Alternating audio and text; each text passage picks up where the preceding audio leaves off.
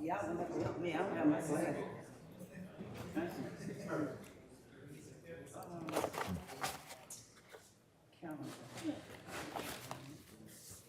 Recording in progress. Good to go? Yes, sir. Welcome, everybody. Welcome to the West County Wastewater District meeting. It's April 16th, Wednesday night, 6:35. I want to welcome everybody. Clerk, could we please take roll call? Director King Meredith. Present. Director Alvarado. Here. Director Weiner. Here. Vice President Suddeth. Aki. Trentila.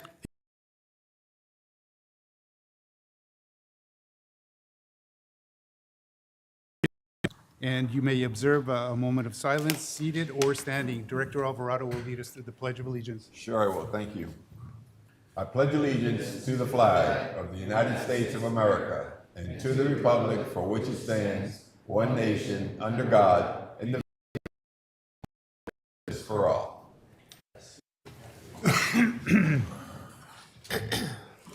Thank you. General Counsel Nicole Witt will serve as parliamentarian for tonight's meeting. As a reminder to members of the public in attendance, the board has adopted rules governing the conduct of its public meetings. Public participation is welcome and encouraged. All public comments should be addressed to the board as a body, and the board asks that you please respect the 3-minute time limit per speaker. All persons attending meetings shall observe the rules, any additional rules the board may establish, and the orders of the president with respect to the conduct of the meeting. No person may disrupt or disturb the board meeting. Disturbing, impeding, or otherwise preventing the orderly conduct of the board meeting could result in an individual's removal from the meeting. Thank you. Directors, before we begin with tonight's agenda, I ask that you be mindful of the board's rules of decorum, in particular to practice civility and decorum in discussions and debate. In order to preserve the order of this and every board meeting, directors will wait to speak until they are recognized and will restrict their comments to the motion or agenda item under consideration. Thank you. For public comment, for items not on the agenda, members of the public may consent or comment during this time up to 3 minutes per speaker. Directors may briefly respond to or ask clarifying questions, but may not engage in discussion regarding public comment made during this time. Now is the time for public comment. Excuse me. Now is the time for public comment on items not on the agenda. Madam Clerk, have we received any written comments or requests to speak for tonight's meeting? No written comments prior to the meeting. However, we do have a public comment speaker card. I'll call Dennis Wright, and then for those who I'll provide the opportunity to others. No, Dennis, you're first, but I'll open it up after. You have 3 minutes, okay. Mr. Wright. My name is Dennis Wright. I live at 4633 Setting Sun Drive. I'd like to make a comment on the CSOs here. I wrote a little comment. I would like to take a moment to recognize and commend the hardworking staff in the CSO department. Their dedication to maintaining and improving our district infrastructure is truly commendable. Often working behind the scenes and in challenging conditions, they play a critical role in protecting public health and ensuring the system runs safely and efficiently. Their professionalism, responsiveness, and commitment to service are deeply appreciated. On behalf of the community, we'd like to thank them.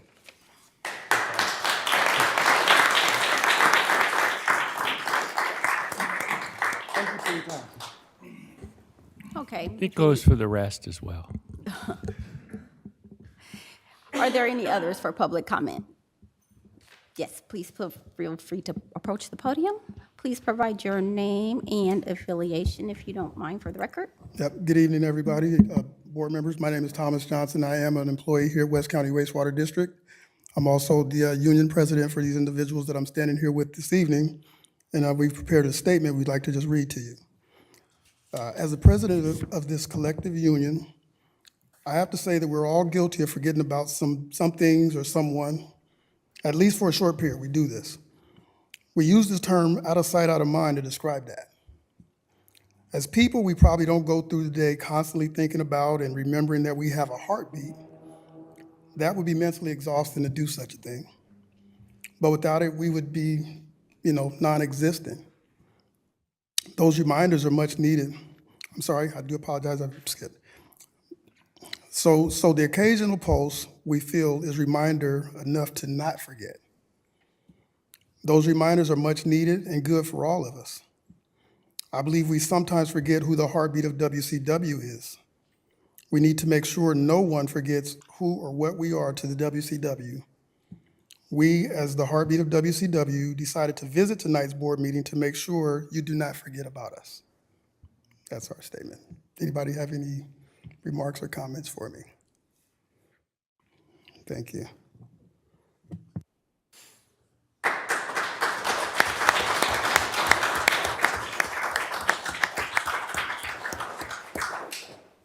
Any other public comments?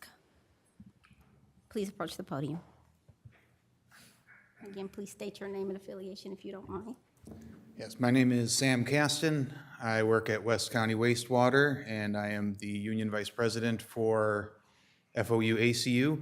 I actually have a request, because we have a statement that we'd like to make on the PSLA discussion that you're going to be having, but in the interest of safety, I'd also like to get my people home so that they can get some rest before the day starts.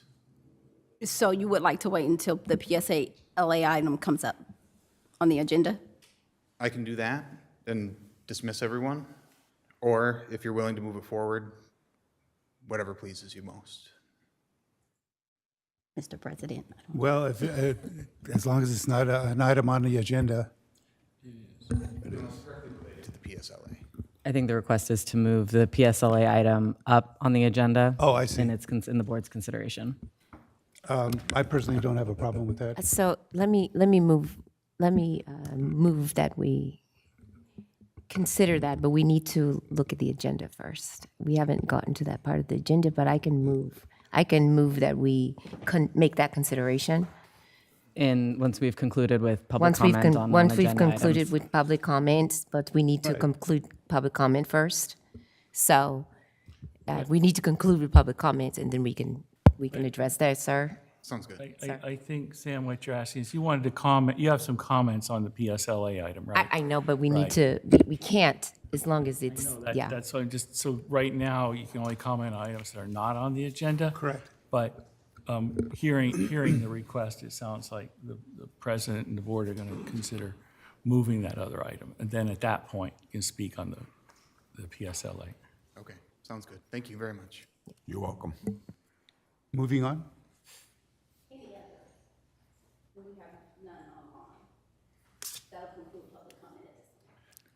Sam, if you had something that didn't have anything to do with an item on the agenda, that was the time. But it was just the item on the agenda? Okay. Thank you. And by the way, your comments could be found on online later on after this meeting has been uploaded to YouTube. So, Are you gonna make the motion to move it? As soon as he gets to, he's got to get to, Go ahead. what's that? you want to get to the agenda, and then we can, then I can move for it, yeah. General Counsel, please announce the closed session agenda. So if the board would like to consider moving the PSLA item up, the president, you can do that in your discretion. You also could consider a motion from another director to take this item out of order and consider the PSLA item first if you'd like. Yes, so, Are there any? may I? Sir, I would like to, the board to consider moving the item 6 on the regular calendar. I would like the board to consider moving item 6, the PSLA discussion from the regular calendar to immediate discussion prior to the closed session. I'll second that. Clerk, Madam Clerk?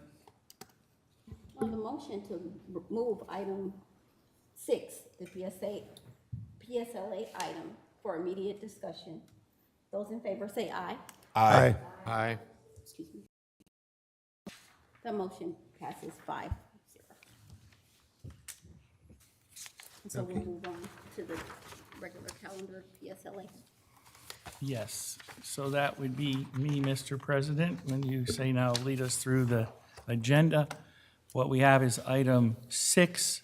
The PSLA discussion has been moved to the top of the agenda as item 1. And that is to receive an update on and discuss the project stabilization labor agreement. Madam Clerk, have we received any written comments to speak on this item?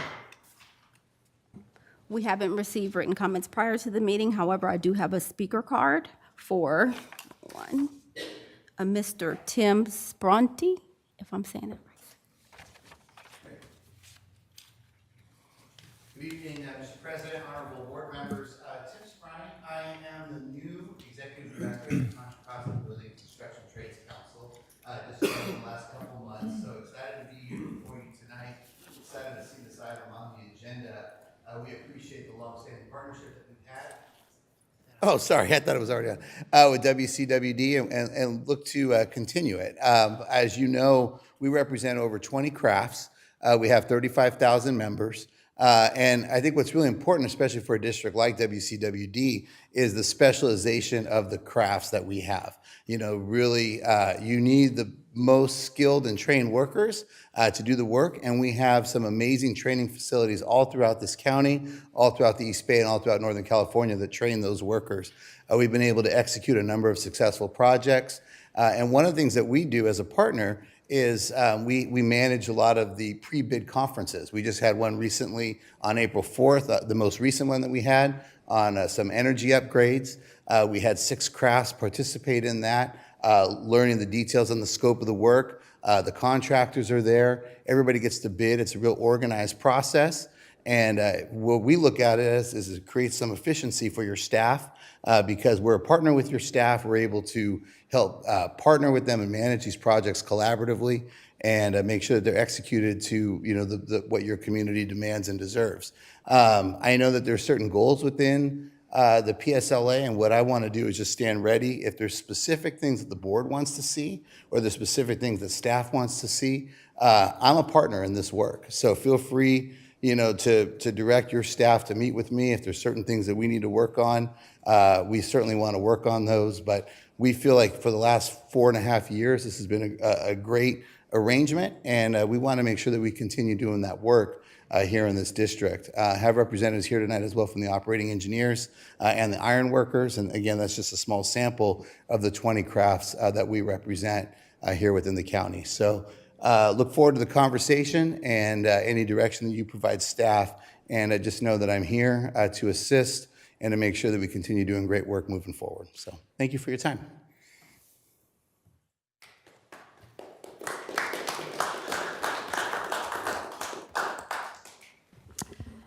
And Mr. Gaston, did you want to speak now? Yes, please.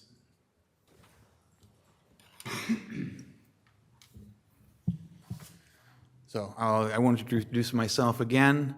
I want to start by saying thank you. We appreciate, excuse me, we appreciate the board's support of union labor, especially when it comes to big construction projects. The Project Stabilization Labor Agreement is a great example of how this district can do things the right way with skilled workers, good wages, and a focus on hiring local. We know that union labor gets the job done right, but it also does something bigger. It lifts up the whole community. When union jobs are strong, non-union wages go up too. Families have more stability, kids have better opportunities, and in places like Richmond and North Richmond, where people have been overlooked for a long time, that makes a real difference. That's why I'm asking the board tonight to stand by the PSLA. Don't back away from it, and if anything, find ways to make it stronger. Keep the focus on hiring local, supporting apprenticeships, and making sure working class people have a path into the trades. While you're hearing from your negotiation team tonight, I also hope that you'll remember that the same values behind the PSLA should apply to your own frontline workers as well. We keep the plant running, we keep the system and the community safe, and we do it with pride. We're union, and we're proud to be union, just like the people on those construction crews. We showed up tonight both to stand together with our union brothers and sisters, and also to remind you that your workers are paying attention. If you believe in the power of union labor, that belief should carry over through to every department and every negotiation. Thanks for your time, and thanks for your continued support of union labor.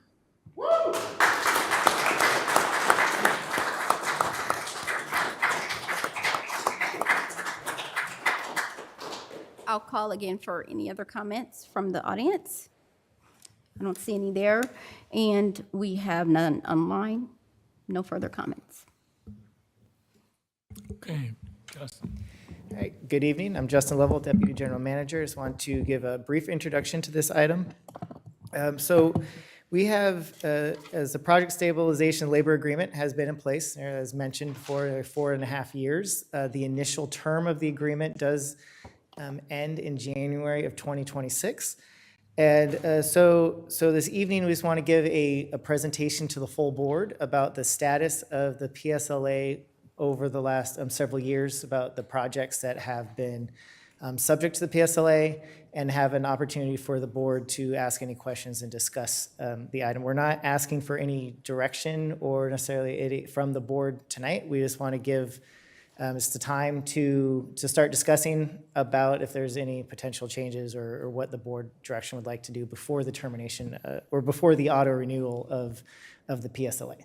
So with that, I want to just mention that we have discussed the PSLA with the Finance Administration Committee approximately 3 times over the last 1.5 years about just the status of and the projects that have been under the PSLA and the results that based on the terms of the agreement. So with that, I'll turn it over to Angela Andrews, who's our capital portfolio manager, just to give a little bit more status update, and then we'll happy to have the discussion with the board. Thank you. Thank you. I'm Angela Andrews, Capital Portfolio Manager in the Capital Projects Division in the Infrastructure and Planning Department. We will be discussing just an update of the PSLA today. On the agenda, we'll give a little bit more about the background, give project updates, discuss contracts that had the PSLA. We'll discuss inbound employees that were identified in the projects, outreach efforts, and then we'll have some additional information and next steps.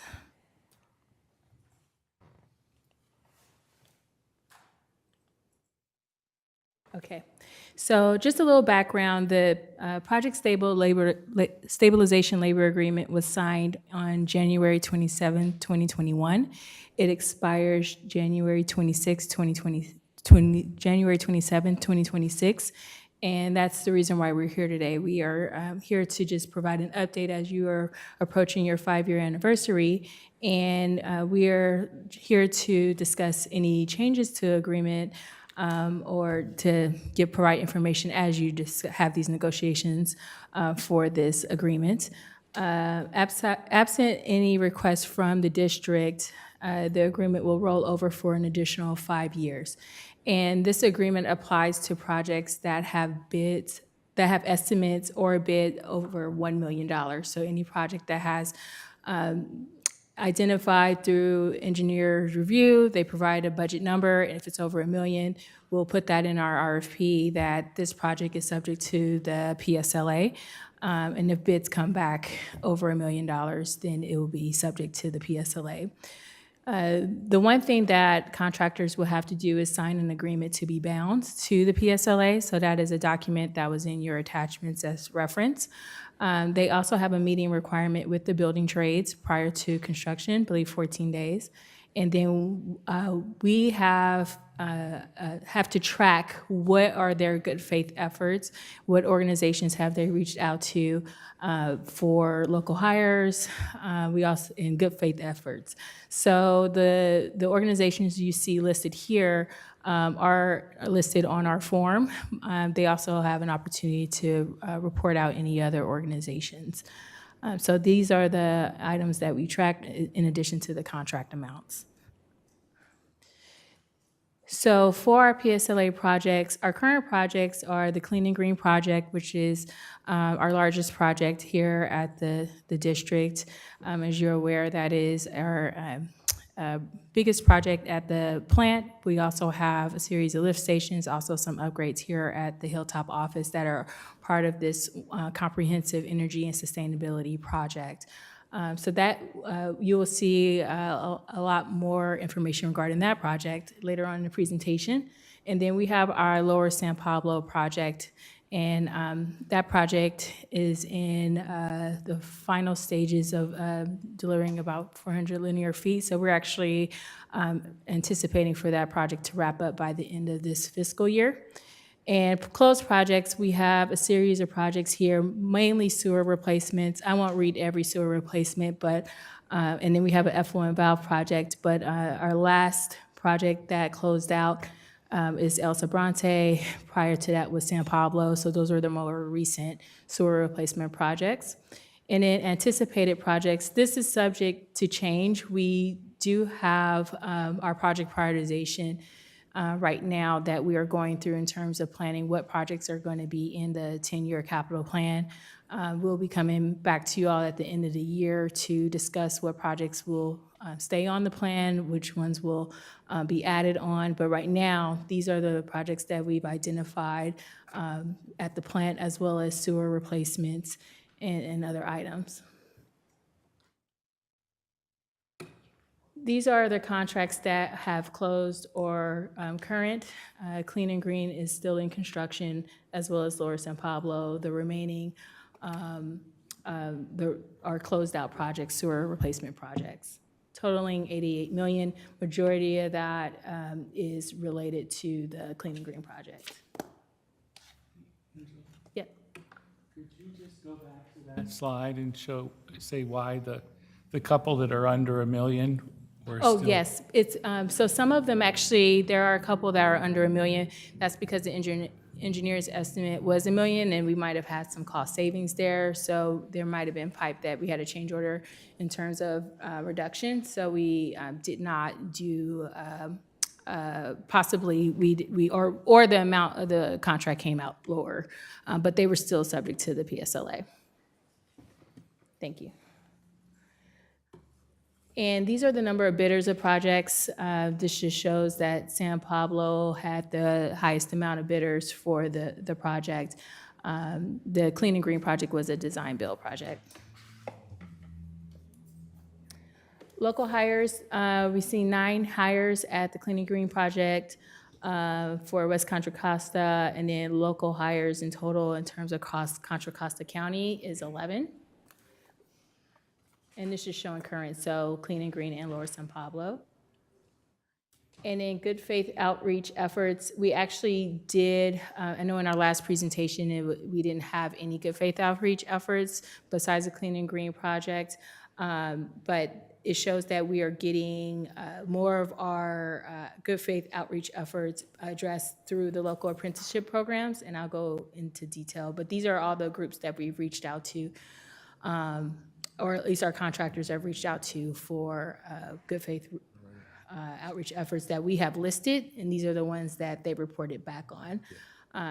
There also is local referrals. Yes? We have a question. Sure. Can you explain to me what efforts taken mean? Could you explain So they the would, definition? so good faith outreach efforts would be, they would contact these union halls, these organizations, and based off the project, see if there's any skilled labor in those organizations that would be hired onto our project. So they might have a meeting, they might have a phone call, they might have a union hall meeting and say, hey, we have this project, is anyone interested? But that's some of the good faith that we've asked. So the efforts taken. It's by says the 0. contractor.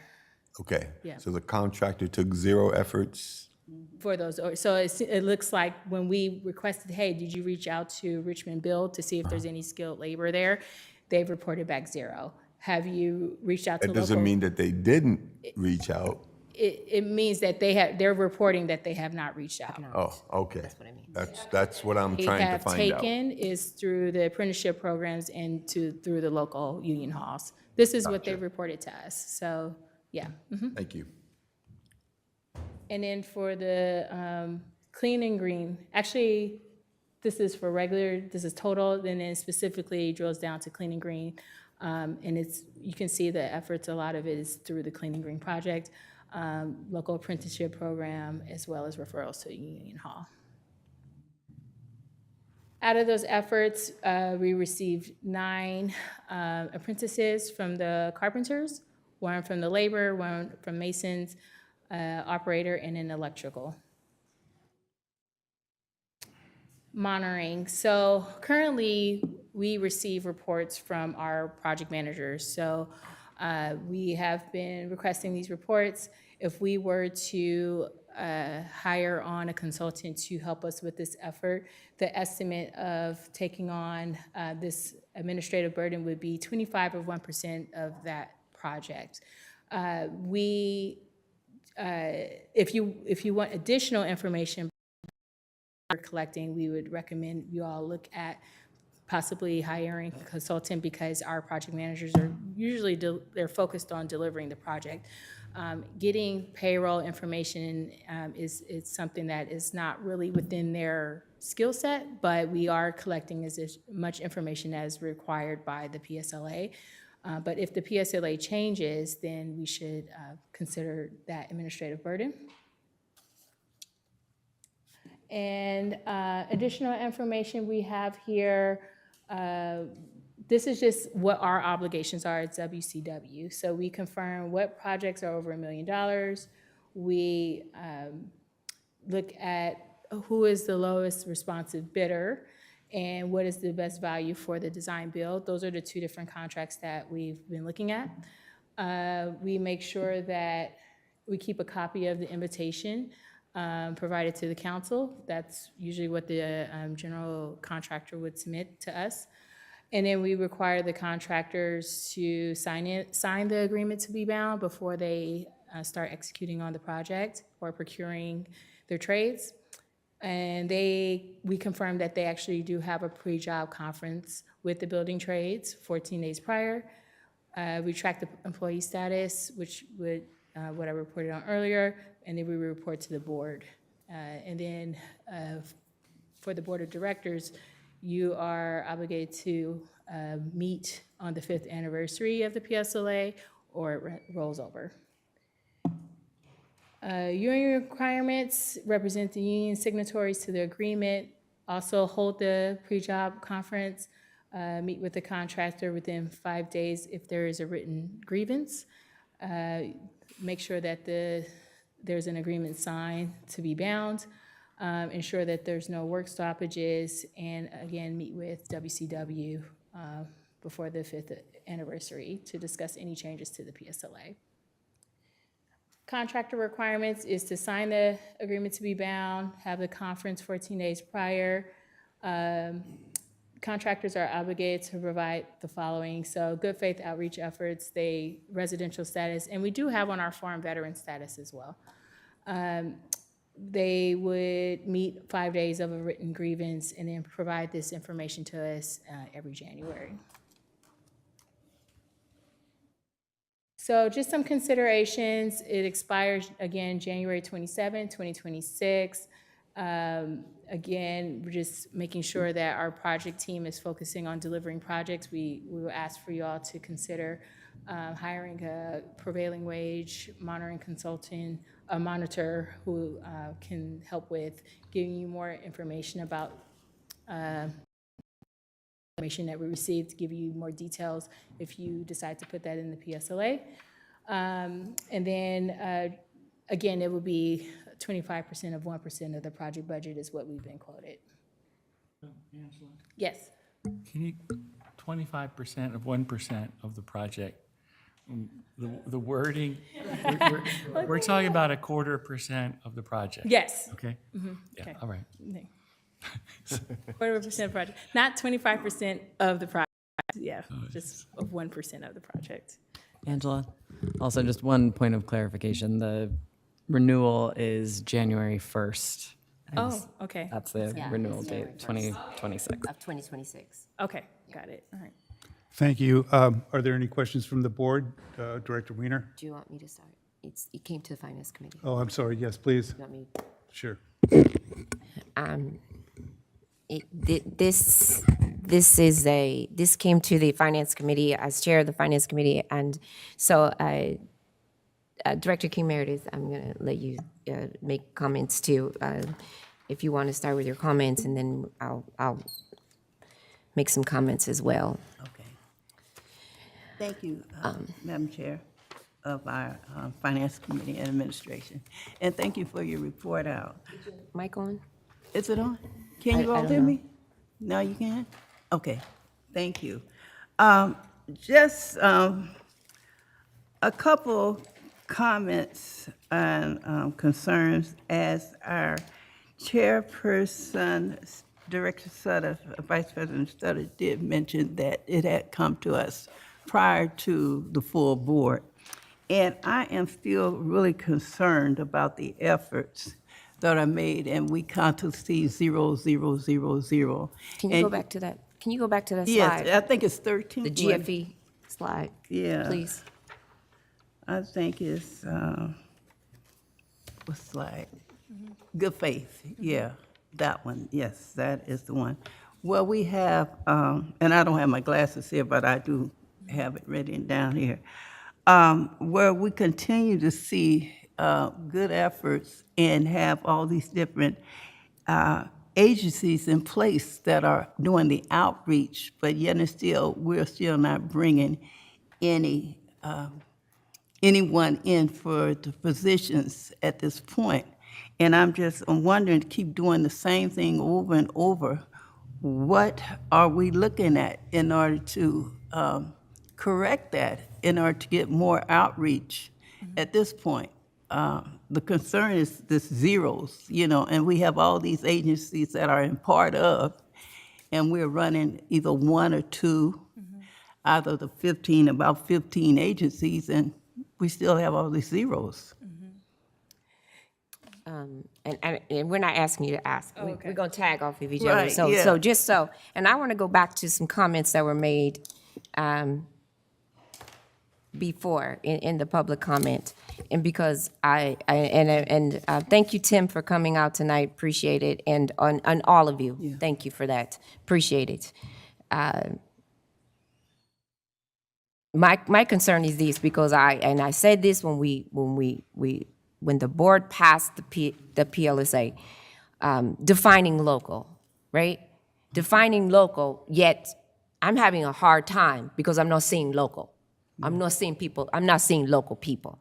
This is Richmond, North Richmond, these projects, not one person from San Pablo, but the project was in San Pablo.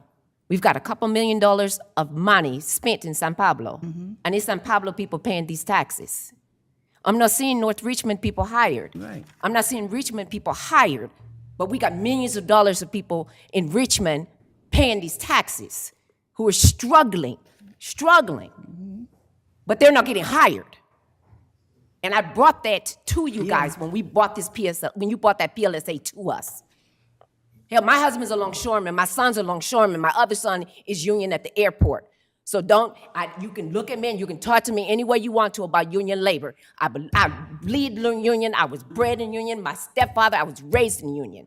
But I was raised in union that a project labor means that you hire local.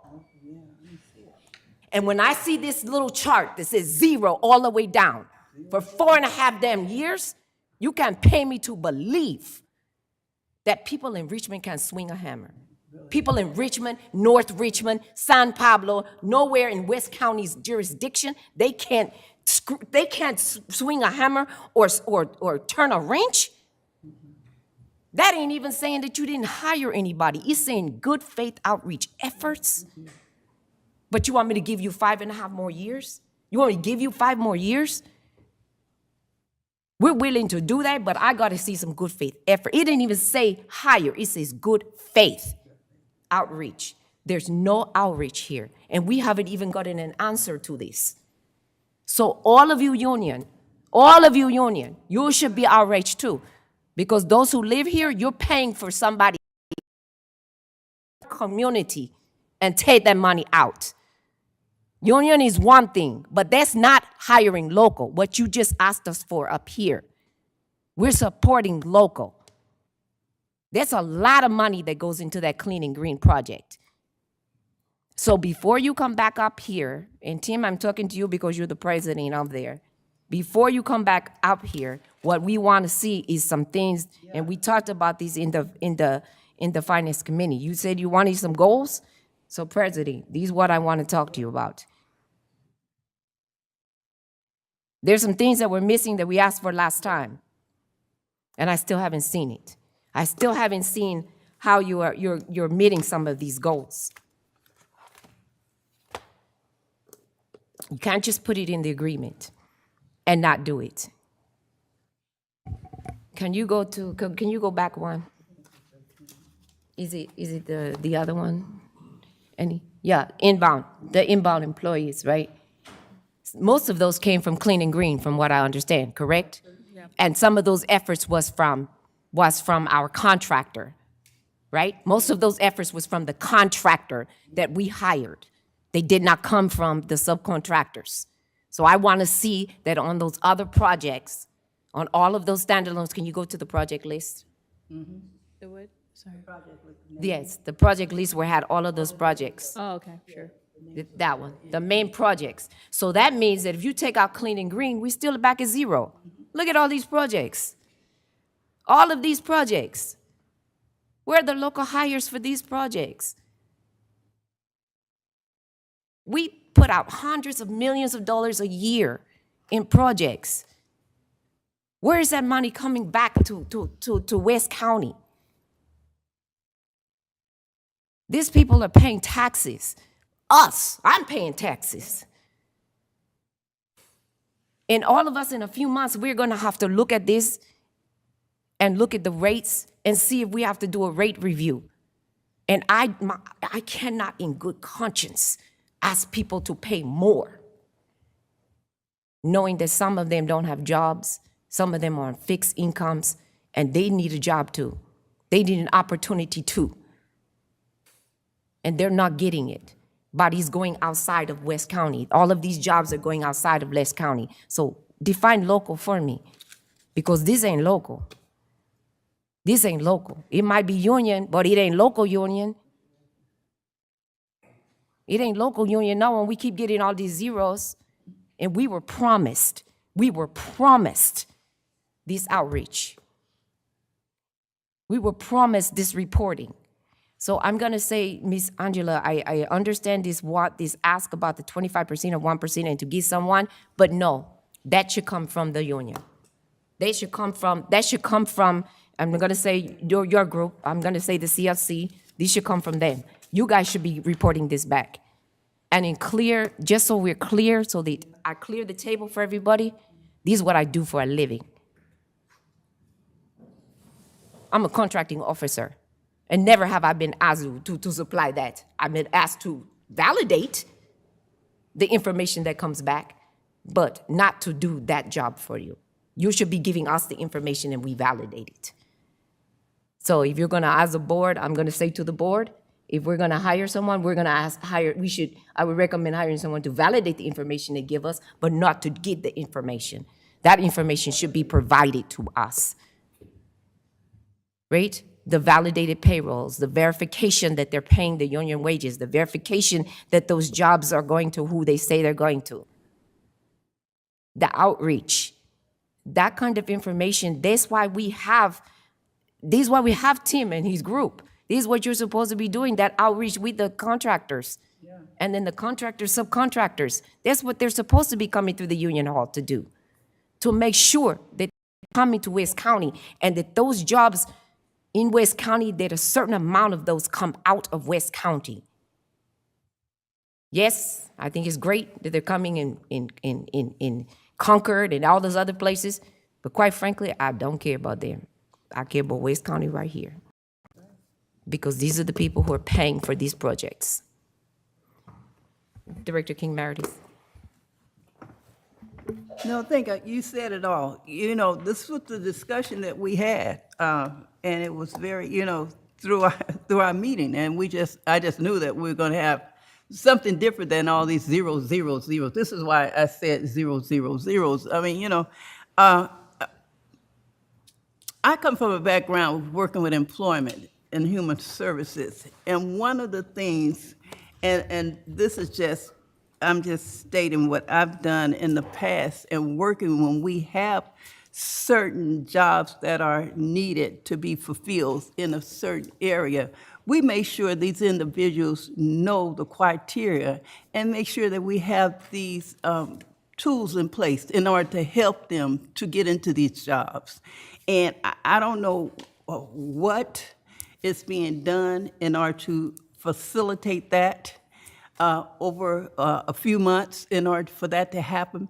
But we have things in place, we've had things in place in order to ensure that these individuals will get a job in those particular openings.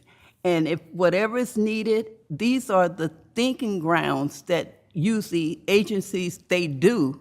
They look at certain things that needs to be helping stones in order for individuals in certain areas in order to give them the stones in order to fulfill those jobs.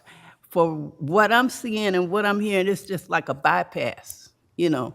That's the way I feel. It's like a bypass because I've worked with people in North Richmond. I'm a product of North Richmond. And I've worked from one end of this, you know, this county all the way down to Santa Clara.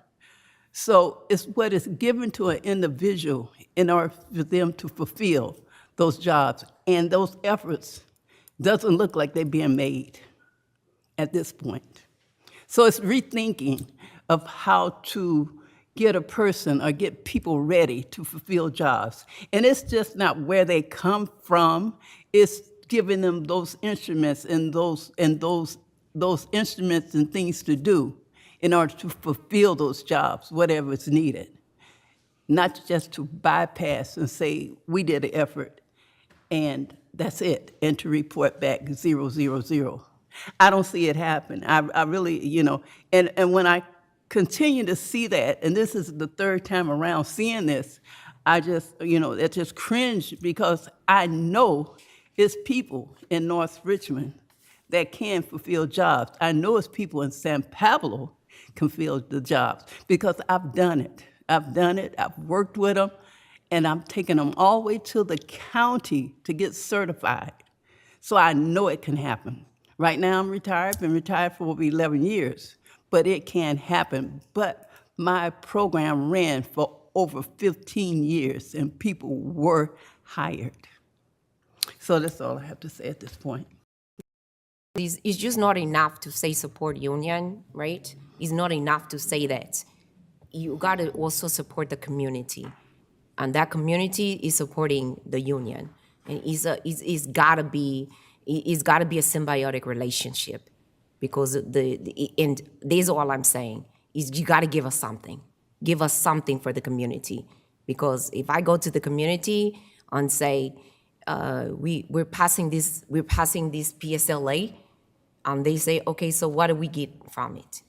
And I say, oh, well, there's good union jobs, and they say, okay, so how do I get one? And we say, oh, all of those jobs go for everybody but in the community.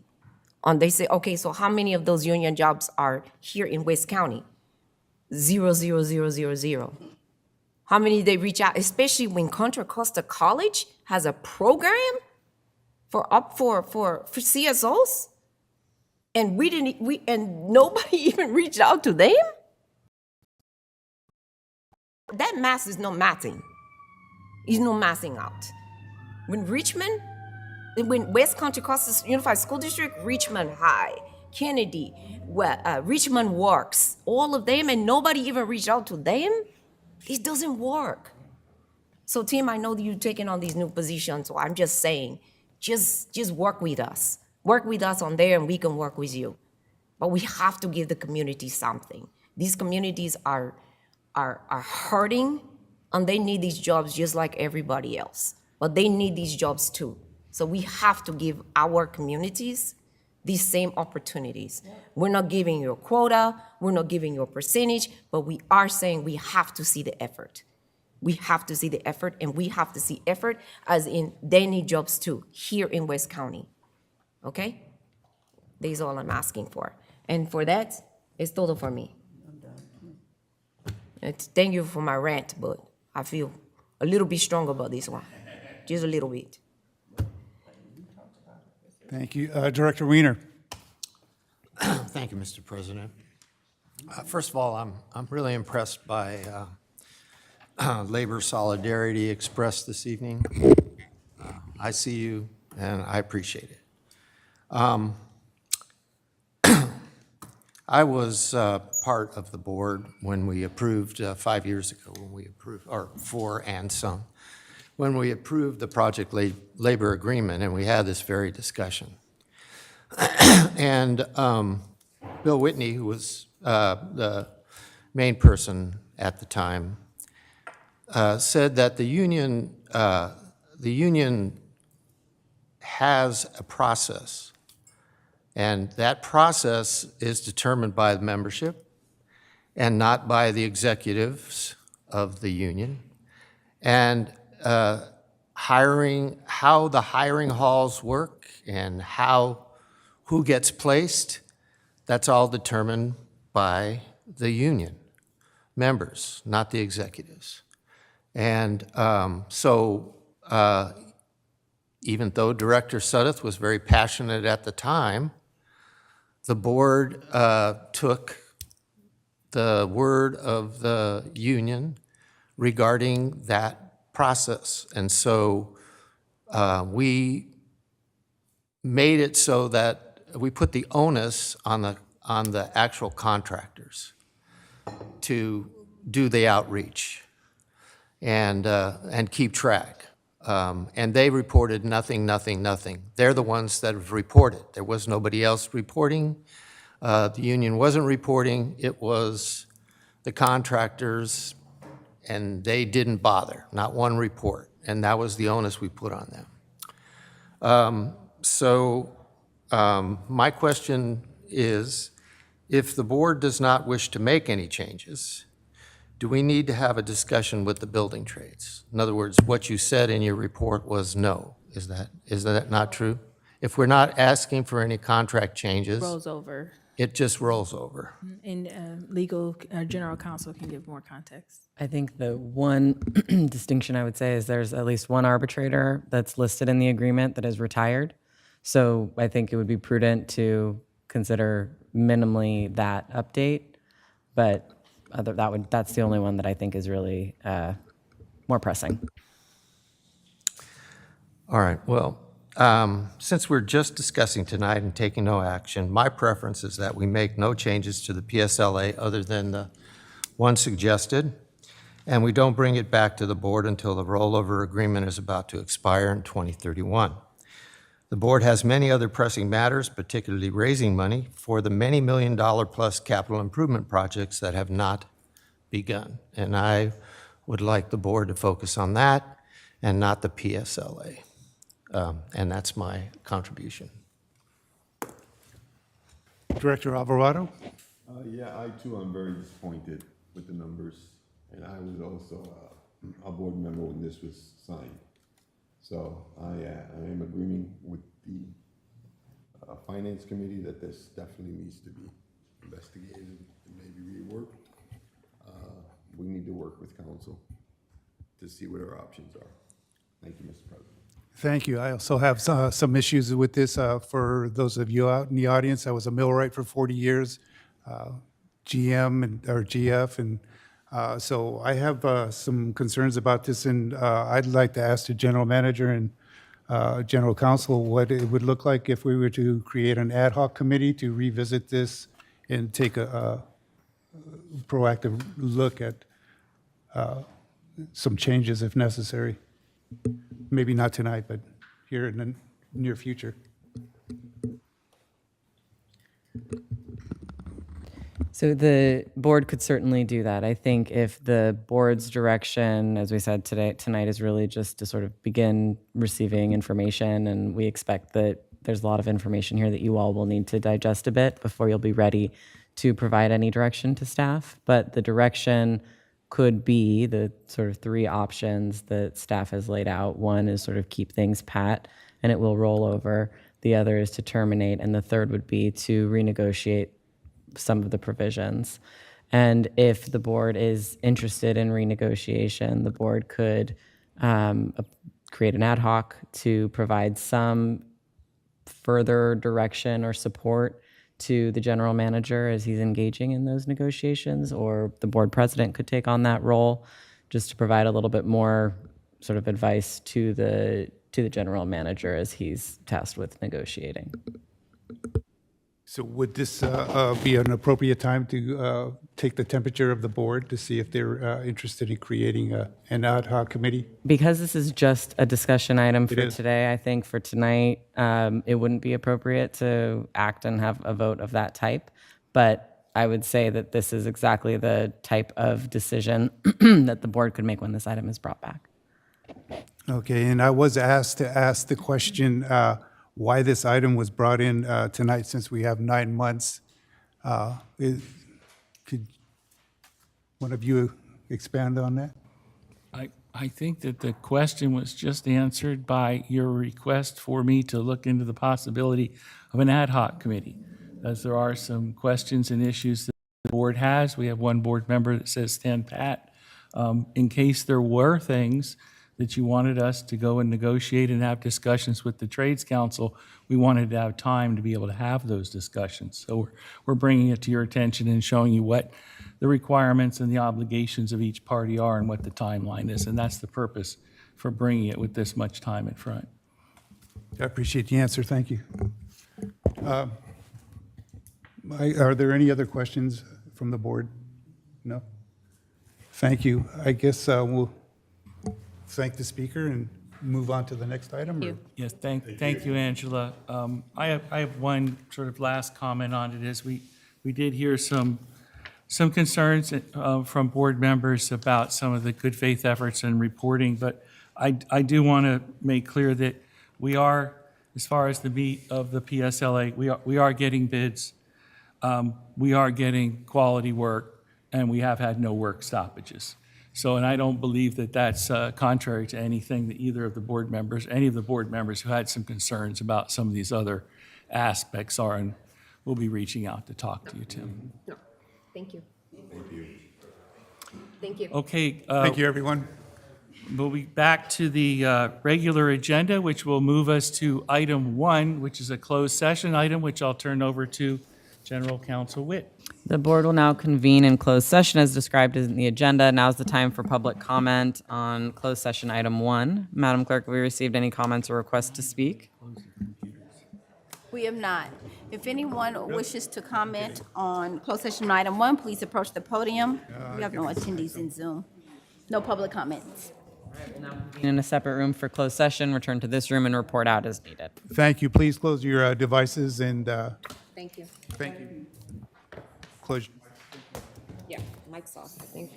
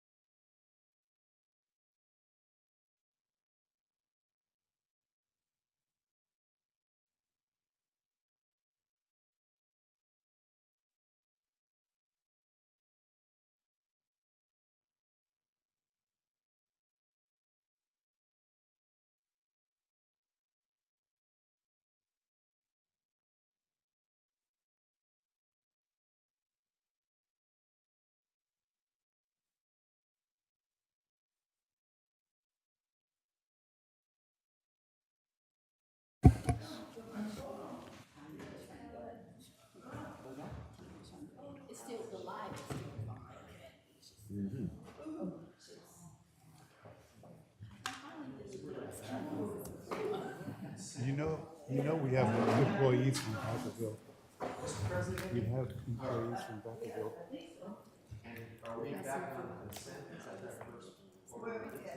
That is where we will be, yes, yeah.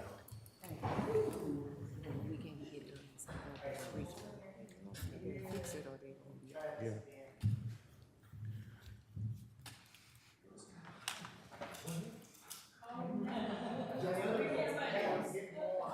You know, Chevron, their contract is that any contractor that comes into Chevron, 30% of their hires have to be in that city. Boarding in progress.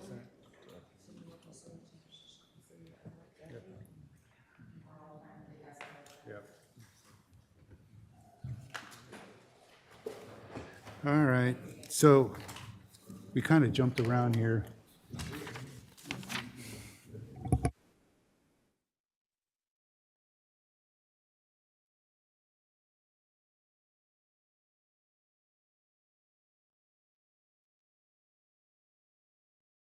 So where are we at? We jump into the You can consent just calendar, call the meeting back, and then she'll report back from the closed right? And then we session. jump and- into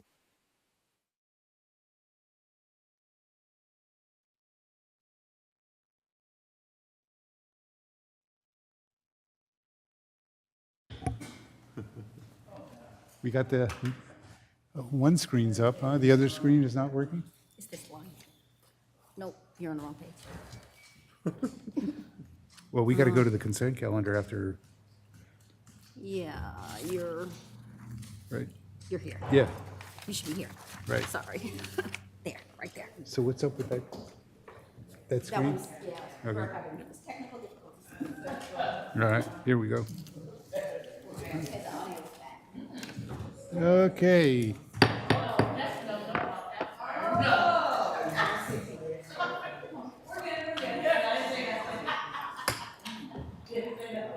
Okay, we got call to order, everybody.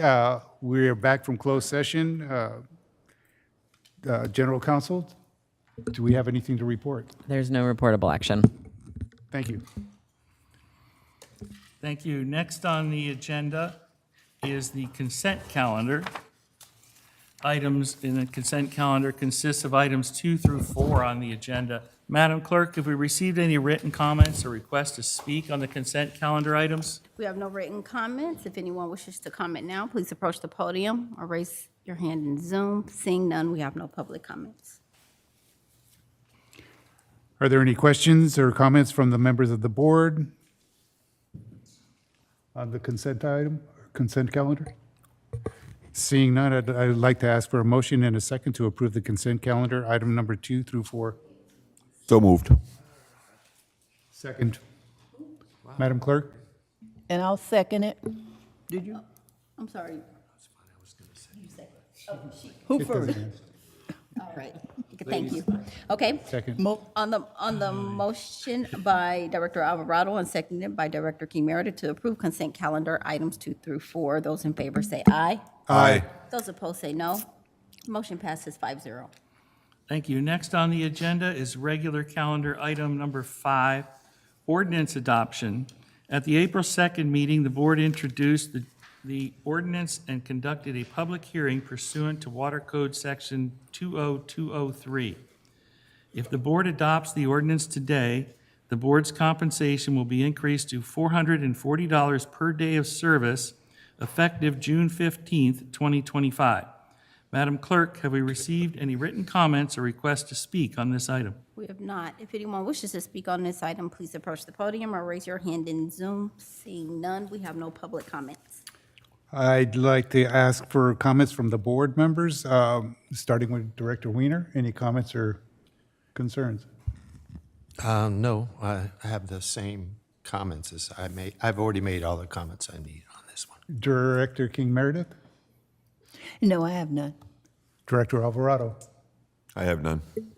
Vice President Sedith? Okay, thank you. Is I there move any, the item. any, And I'll second? second it. Did he move it? Madam Clerk? May I take a roll call vote, Mr. President? Yes. Thank you. On the motion by Director Alvarado, seconded by Director King, I'm sorry, I'm the one, oh yes, seconded by Director Anna King Mary to waive the second reading and adopt an ordinance permitting compensations of directors, which will increase the, the compensation of directors, that the directors may receive to $400 for $440 per day of service.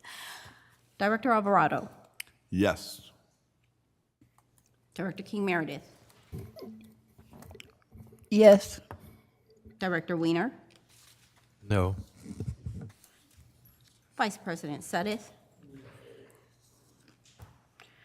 President Trentila. Yes. The motion passes 3-2. Thank you. Next on the agenda is regular calendar item 7, to review and provide feedback, including possible action, on proposed changes to the board policies and procedures, Section 12, Director Travel and Expense Reimbursement, Government Code, Section 53232, at sequence. Madam Clerk, have we received any written comments or requests to speak on this item?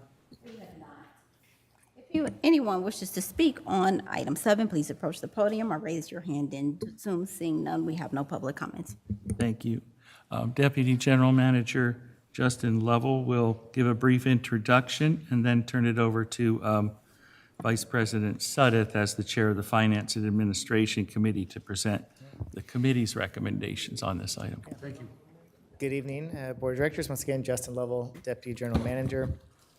So the item before you is some modifications to the Director Travel and Expense Reimbursement Policy, which is part of the Board Director Policy and Procedures document. So this is Section 12 of that document.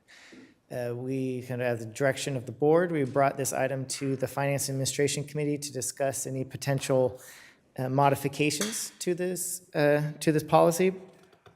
And so we just, we have a track changes version in the agenda packet that the FNA committee discussed. And so now I'll just pass it over to Vice President Suddeth as chair of the committee to walk the board through the changes that the committee is recommending. Thank you, appreciate it. No, I was not, thank you. Thank you, Sir Deputy General Manager, appreciate that. And I am going to again tag team with my board cohort, Director King Meredith, on the revisions that we are recommending be made to the board director travel and expense reimbursement policy. We did go through it quite extensively. And Director King Meredith, do you have any comments before I speak? It's just a refresher. Is your mic on?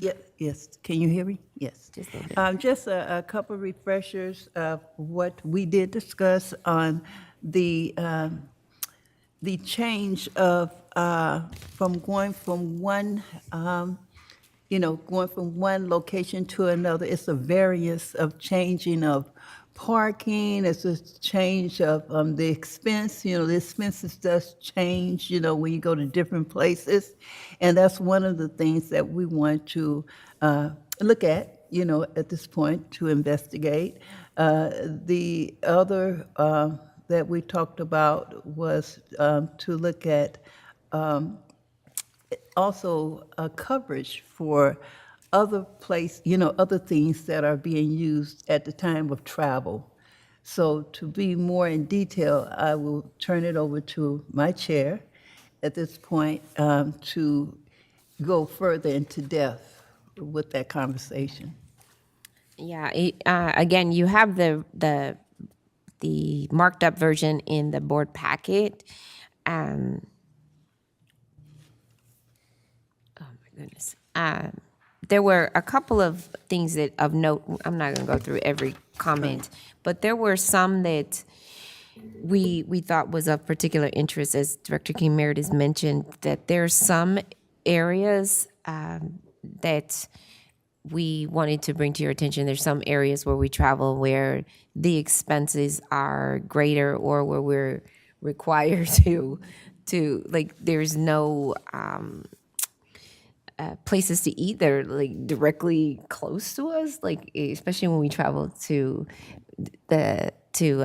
Palm Desert and Palm Springs, and the prices are extremely expensive than what's allotted in our pay for those, in what was listed like for breakfast, lunch, or dinner, right? Because of where we're traveling, in whether it's within California or outside of that. If you look at 12.6.3 under the meals policy, it was there that said. So it's really the rates, it should be for the areas and not just for that. Previously, it was a set amount and not the GSA rates. Director King Meredith had brought up right? Sometimes the tolls don't come directly at the time. If you use your fast track, it could be a 30-day lag. And so we added that language in, because sometimes you don't get your bill directly when you incur the expense. The other one that we wanted was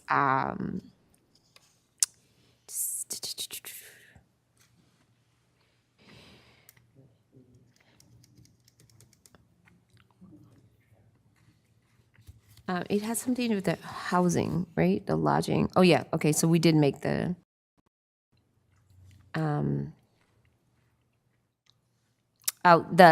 before it said that we couldn't combine the meals for the day, and now we added that in because sometimes, especially for me, I don't eat. I don't eat all day. I might not eat until once in like dinner. And then sometimes it just costs a lot. It costs a lot for the dinner. And or it just costs, and so it is what it is. The price is what it is. Pardon me, say it again. Tell him what you And the mentioned. burgers, when you go down to, to Southern California, the burgers run about $18 to $20. And that's not even a tip.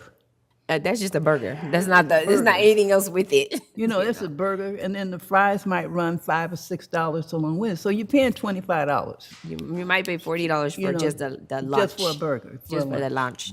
The other thing was when we talked about the gratuity, and so before it said 15%, and now it's 20%. So we opted because sometimes it's automatically added in, especially for taxi They ask you or for a tip for everything now. yeah, there's a tip for everything, especially for certain taxi rides if more than one person is riding.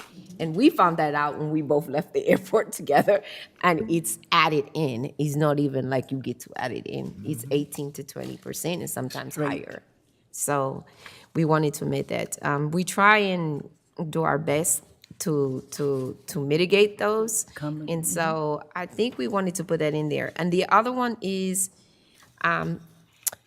years ago, and Director Wiener and Director Alvarado know this, we had it was an unstated policy that not more than 2 directors travel on the same flight or in the same car, if you guys recall. Just in case something happens, that we don't have a quorum of directors. Like the president and vice president never ride together? Yes. Because, I know it sounds kind of horrible, but you don't want a quorum of directors, something happening where a quorum of directors are no longer available. So usually not more than 2 directors should travel on the same flight, same bus, same car, at the same time. So that's here. So I think if you're, that's added if you look on page 86 of 90 under section 12.6.4 under Transportation, no more than one other director at a time when you can. I think those were the highlights, right? I don't think I missed anything, right? But those are pretty much the highlights. Those are the biggest things. Yeah. Thank you. Moving on to Director Weiner, do you have any concerns or observations? I do. I don't have any objection to any of the changes listed, but I did want to change or modify section 12.2.3, out-of-state county travel. So basically, the way I read this, we have two kinds of functions.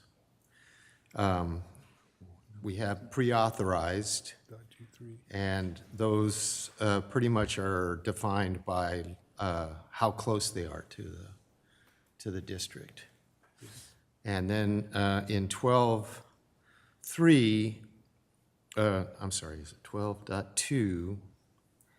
12.2 is the travel expenses, and there's pre-authorized travel, which is another category. So there's two different conferences listed by name, and any conference that's within the following counties we can attend. And but on 12.2.3, it's talking about out-of-state county travel, and I'd like to add a limit. And I'll read the statement. Any out-of-state or county travel will require an action of authorization by a vote of the Board of Directors in a public meeting before the expense has occurred. And then I've added, no individual board member can be reimbursed for more than 2 such events per year. The board may only approve out-of-state travel if any of the following conditions apply, and then it's the same as it is in the document. I would just like to limit the amount of conferences that the board, individual board members attend. I think 4 is quite a bit, and it's grown over time. When we first started out, it was just 2. There were just 2 conferences we all attended, and then we started throwing in Sacramento, and for good reason, because we wanted to lobby on behalf of CASA and CSL, what is it, CS? I was going to say Cal State Long Beach, but California Association of, what's our other agency that we're part of? Special districts. Special districts. Thank you. So I'd just like to have that added to all the changes that were suggested. Director Weiner, can I ask a question of clarification? The limit that you're proposing only applies to out-of-state and out-of-country travel, or all travel? No. Just so- out-of-state and out-of-country? Yeah, so it's specific to that one particular item, and it doesn't limit a board member from attending. It just is that the board won't reimburse any number over 2. Good? Okay, I guess we'll move on to Director Alvarado. I have no. No? No, I'm good. I'll go back to the ladies. Director King Meredith, anything you'd like to add before I say my piece? Well, I just want to be clear of what is just being brought up and you know, and stated for right now for a change. But I really feel, well, this is my opinion, as far as us being lobbyists and looking for monies in order to fund projects, it all depends on, you might have to travel out 2 or 3 times to follow the money. So to write that in, for me, this is to write that in, we'll be possibly missing out on opportunities of monies. Not to say that the monies is always kept with 1 or 2 meetings, because it does come up that opportunities when fundings are available, you never know. It might come up 4 or 5 times a year. And to be just caught in just for the work of doing for the district and to be pinned down just for being reimbursed for just 2, to participate twice a year, that's really, I'm really against that. I just put it like that. My thing is, sometimes you have to travel out more than twice a year in order to find and to follow the funding. That's my take. Thank you. Vice President Sudduth? I have a question about what she said. Okay. If I can. Go ahead. Can I ask General Counsel, if a board member goes out of state, we have to put that on the board for approval, correct? Yes. So that's clear. So that's done anyway, correct? Right. Okay, thank you. Vice President Sudduth, do you have anything before?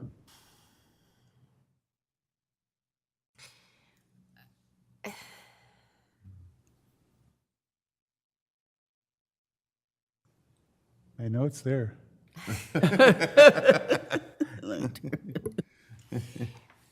You know,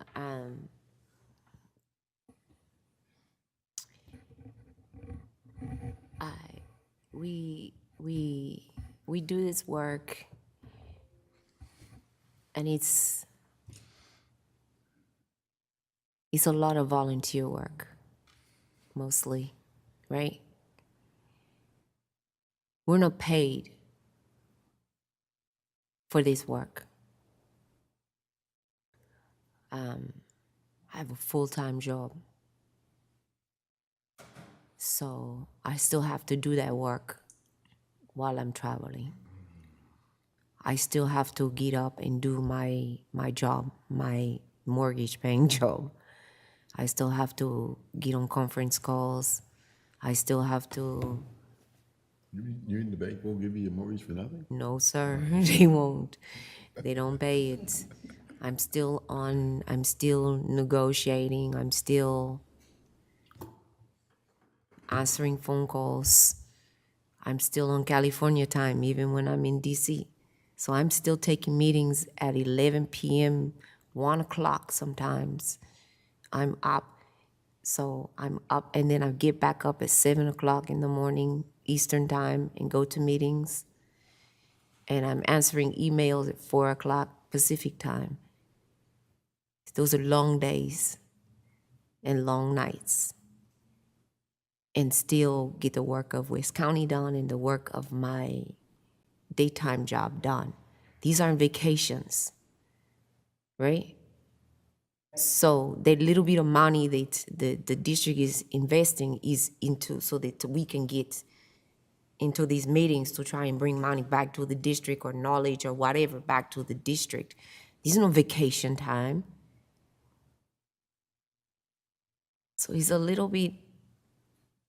of bit insulting, because it's not something that is not available to every board member who wants to do it, right? Or who's able to do it. But this is a work we signed up for. This is a work I signed up for, and I take it very seriously, and I do it I'm very passionate about the work that I do. But I also know that, every day that I'm away from here, I'm away from my own family, putting this work in. So it's a choice that I make, but it's also a choice that takes me away from my own family to do this work. So every time this particular conversation comes up, it is kind of insulting, right? I'm doing this work because we are elected to do certain things. And, you know, the board approves it or they don't approve it. That's correct. And I bring back the information to give to you, which I will be doing in my report later on. Thank you. Thank you. I concur with Vice President Sudduth. We do travel, education purposes, networking, lobbying, building relationships to bring money back to the district. Sometimes it's necessary. I mean, that's just the nature of the beast. I was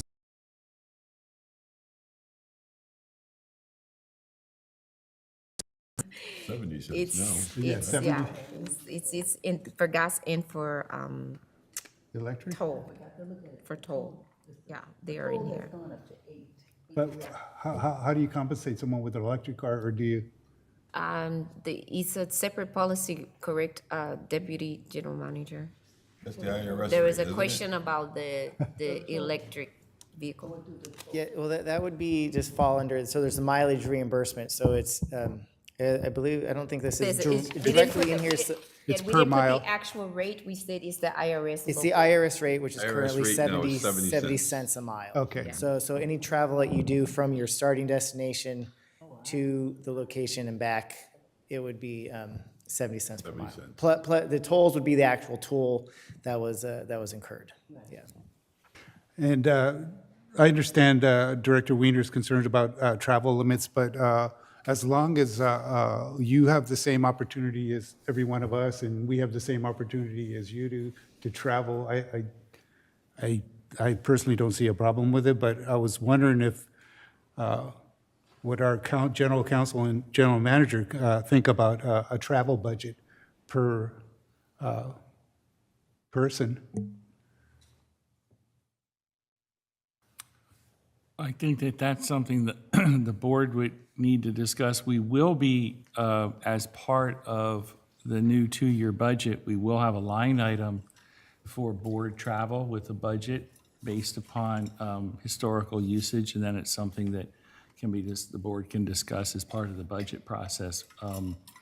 We hadn't contemplated a per person. That would be something, if the board wanted to take that up and discuss that and have that become part of your policy. But we were just looking to try to create some, a budget so we could present that to the board to say this is typically what you've been spending per year. Is this consistent with what you want to continue to budget for?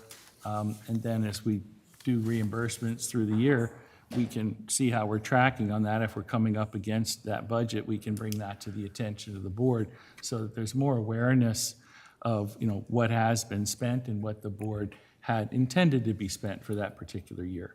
So we'll definitely be bringing that forward, and you can either couple it with some further discussions about this policy, or it will definitely be part of the budget process. I don't have a answer or opinion for you right now on the individual person, other than that's not what we've been doing. It's the board's budget as a whole, and then the board among yourselves are determining who is going. And then we're not reporting it specifically, this board member this much, that board member this much. General Counsel, anything to add? Nothing. Thank you. Well, I guess Director Wiener? I don't believe in my policy suggestion I mentioned the name of any particular board member. The work habits of my fellow board members are no concern of mine, as long as they show up and have an opinion and vote on the days they're supposed to. My thinking on this is that we want to limit the amount of travel that board members do. I don't think we need to have a study that shows per mile traveled versus how many grants we've received, how much money has come into the coffers. It'd be interesting, but I don't think we need to do that, because I think we can just guesstimate. I'm pretty sure that all of our trips to Washington, D.C. to pitch for money haven't resulted in a whole lot of money. And I realize we need to get grants because we have a very ambitious program to replace and upgrade our infrastructure. It was left too long, far too long, but we borrowed a lot of money and made a lot of progress. And I don't want to move forward spending a lot of money for very little gain. And so I didn't propose this to limit a particular board member. In fact, most board members don't avail themselves of the minimal amount of travel that we don't even question, that are not, they're not even brought before the board. They can just do it. But like me and they have lives that they devote to other endeavors as well as this one. And so they don't feel they have the time to attend conferences or go to lobby in Sacramento or whatever. I think this is a question about limiting the board and not a particular person, and making it a realistic limitation on travel. I mean, I won't be here forever, nor will any other board member, and I think this is just a good thing for the board. And also makes the board look like it really cares about things like what they cost the district. So that's my response. I appreciate your comments. Thank you very much.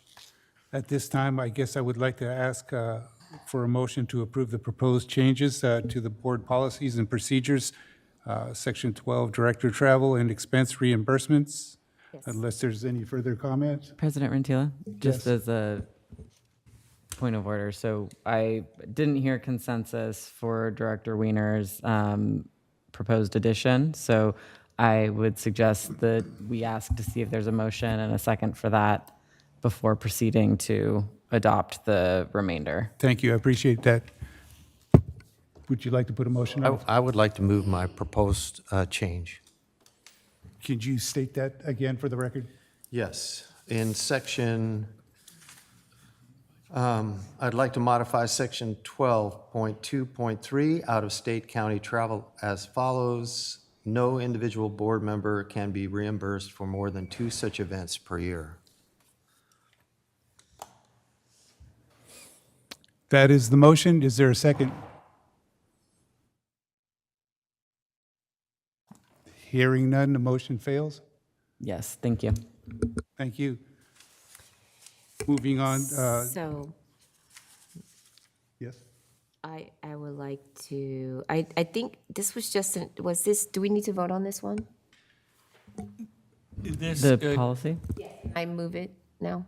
It's ready for action, sorry, if you. It's ready for action now? Yeah, Okay, I thank you. was just going to read it out So, loud for the record. But May I would like to, as the Chair of Finance Committee, I would like to move that we accept the proposed changes to Board Policies and Procedures, Section 12, Director Travel and Expense Reimbursement Policy.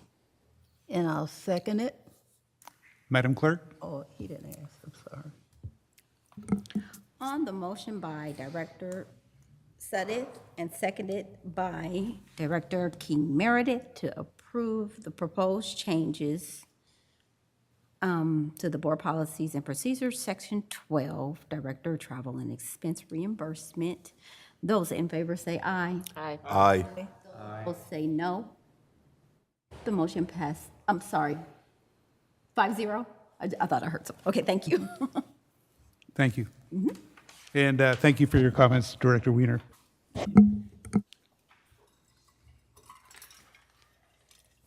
Thank you, Mr. President. So we did talk briefly about a budget, so we will talk about a travel budget as just part of the two-year budget process, not as another additional discussion around the board travel policy, because I think what I'm hearing is the board is satisfied that there aren't additional changes that you're recommending or want to discuss. So I think we'll do it in that manner. There might be an item or two as we look at that around purchasing and reimbursement practice, but I think most of that can just be procedure, not part of the policy. We have the policy, but we might want to look at a couple of ways that that's done that might make it easier for staff to process those requests consistent with policy.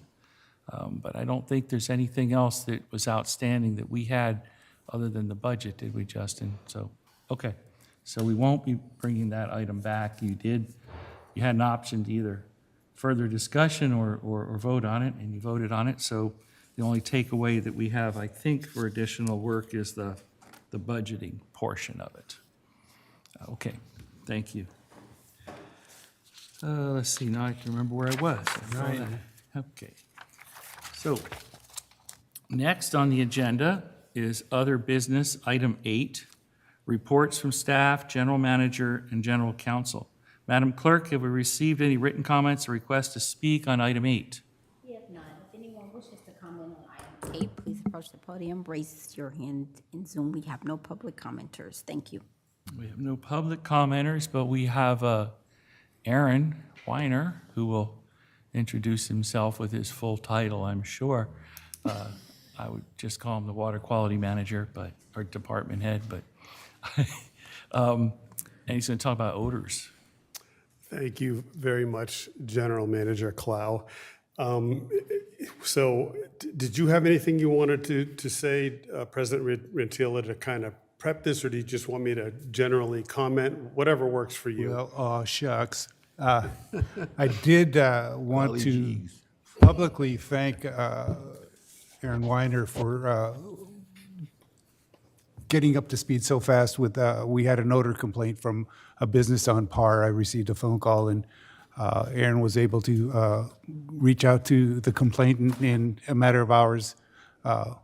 So it was greatly appreciated by the complainant and myself. And again, it was an odor issue, and I don't know if you'd like to speak to that. Yeah, I would like to say a couple things, and thanks for the opportunity. I appreciate it.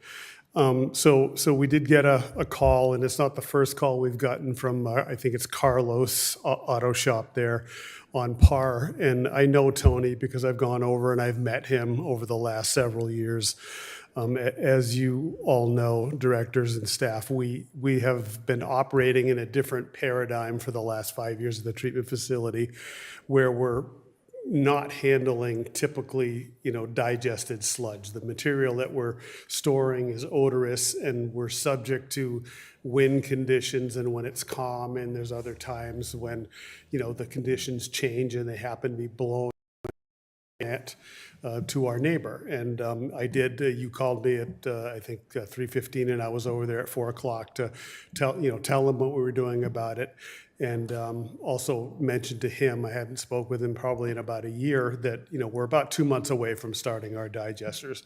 And that really is going to be a game changer for us. And that's just not, those aren't just words, that is the fact. I mean, just the fact that we won't have that material on site, which we've been dealing with, is a big thing. And I just wanted to wrap up by saying, it's important for the public to know that when they call, we're taking the call seriously, no matter where it's coming from. If it's out in the collection system, we send an operator, we go out and we, take notes on what we find. We have a meter that measures various things. And so it's just important. I mean, that's the message. It's important that folks reach out to us and that we take it seriously and we're responsive, and that's what we're trying to do, so. I'd like to add that they were really thankful that their voices were heard and that you actually showed up in person to talk to them about the problem. Thanks again. You're welcome. Thank you. Nice. Thank you, Aaron. I have a couple of other comments. Let's see. This Friday, April 18th through Wednesday, the 23rd. I'll be taking a few days off, and Deputy General Manager Michael Savannah will be acting general manager during that time period. What was the dates? Friday, the 18th through Wednesday, the 23rd. On May the 1st, we're having a plant tour, the Salesian College Prep. I'm not sure how many of them will be there, but some portion of the high school class will be there for a tour. And then I will be attending the WEF Biosolids Conference on May 6th through the 9th. Two other staff members, one from operations and one from INP, will also attend. So I will be missing the May 7th meeting. I've discussed that with President Rentila, and Justin Lovell, Deputy General Manager, will be acting General Manager during that time period, including covering the May 7th board meeting. And then the last item is this past Sunday, we had a cleanup day, which I might hear from some board members, but I'm going to ask General Counsel Witt to give us a quick update on that. Thank you. I had a chance to attend and participate in the community cleanup. It was really a fantastic event. I've had an opportunity to join before, and it was really wonderful to see West County staff, to see Director Weiner there. I know he's attended every year. And to also see members of the community coming out. We saw a lot and, got a lot of participation from high school students and others who are doing kind of community service, and they're bringing their parents. And what was really, I think, excellent about it was there was an opportunity for Joe Neugebauer to talk a little bit about the projects, to talk about the purpose, to talk about what West County does as a resource recovery agency. And you could see that that was really resonating with members of the community who joined, and that they were understanding not only the sort of strict work that West County does, but also the purpose, the mission, the policy that the board is setting, and the direction the agency is going.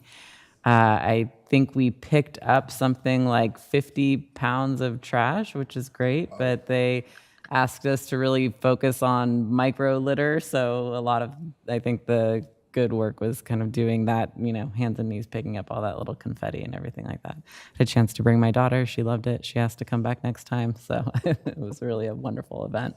I just want to say congratulations to Kate and everyone from West County staff who came out and did such a wonderful job. Nice. Thank you. Any questions or comments from the? And what item are we on? Staff reports. Yeah. No. Okay. All right, thank you. Last item on that is staff is available to answer any questions regarding the March 2025 check register report, if there are any from the board. Seeing none, that's it for staff reports, and we'll go to our final item on the agenda, item 9. Director, what? Oh, what did I miss? I missed public. Oh, other questions or comments from the board? What did I miss? Public. For item 8? I thought we did. No, you didn't. Public comment. Oh. That's true. I missed it. I went from the staff reports. Yes, it happens. To the final part of it. Thank you. It's that vacation, right? Are there any public comments on item 8. Yeah, We have none online. Okay. there you go. Now I'll go back to no additional questions or comments from the board. There you go. All right, thank you. I went right to that. So the final item on the agenda is item 9, director's comments, meeting reports. Madam Clerk, have we received any written comments or requests to speak on this item? We have not. If anyone wishes to speak on item 9, please approach the podium or raise your hand in Zoom. Seeing none, we have no public comments. All right, I guess my turn then. As a reminder, directors will report on meetings they attended for which they are seeking reimbursement or compensation from WCW and other matters within the subject matter jurisdiction of the agency. Director Weiner. Thank you, Mr. President. Since our last meeting, I attended the El Sobrante Municipal Advisory Committee and the West County Forum. The subject of the forum was related to our recently heard hazard plan participation, and it was about the centralized communication structure during a big emergency, and how all the different agencies involved in emergency action communication is at their location, so that the entire organized response to a large emergency can be communicated through the Sheriff's Department of Contra Costa County.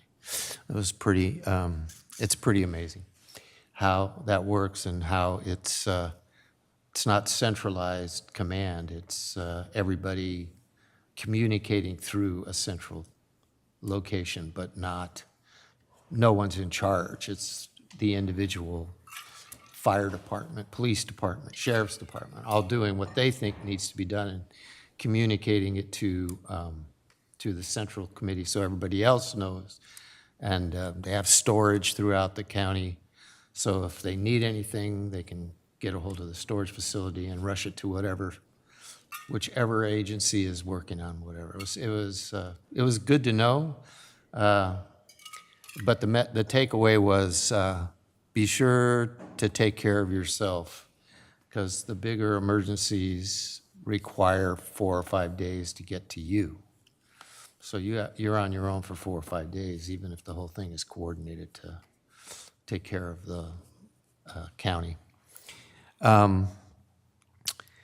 Then I attended the West County Wastewater Earth Day cleanup at Alvarado Park, beautiful park.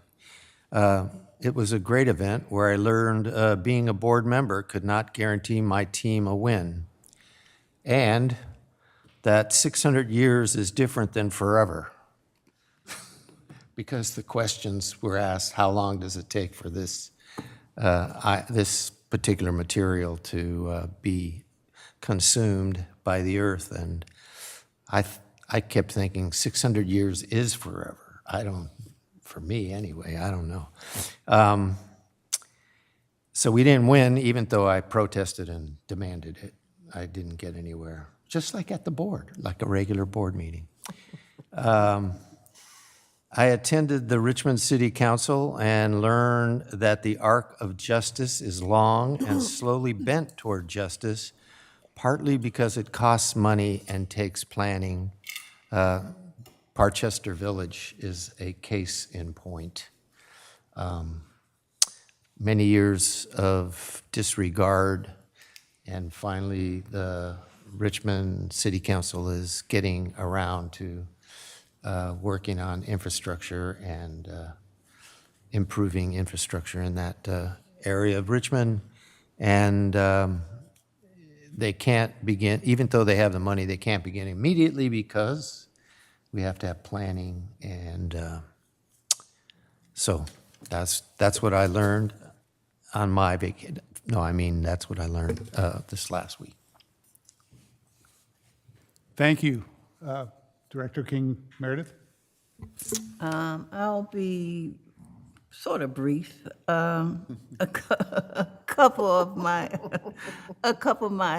norm meetings that we have has been moved over due to this week and what is coming up, for the holidays and stuff. So it has kind of been moved. So I won't be able to report on those couple of meetings, but I do want to stress that Earth Day in North Richmond, and this is sort of like a initiative, okay, for what's going to be happening. I have future yet to do this, but Saturday is Earth Day in North Richmond, so I'll be participating there.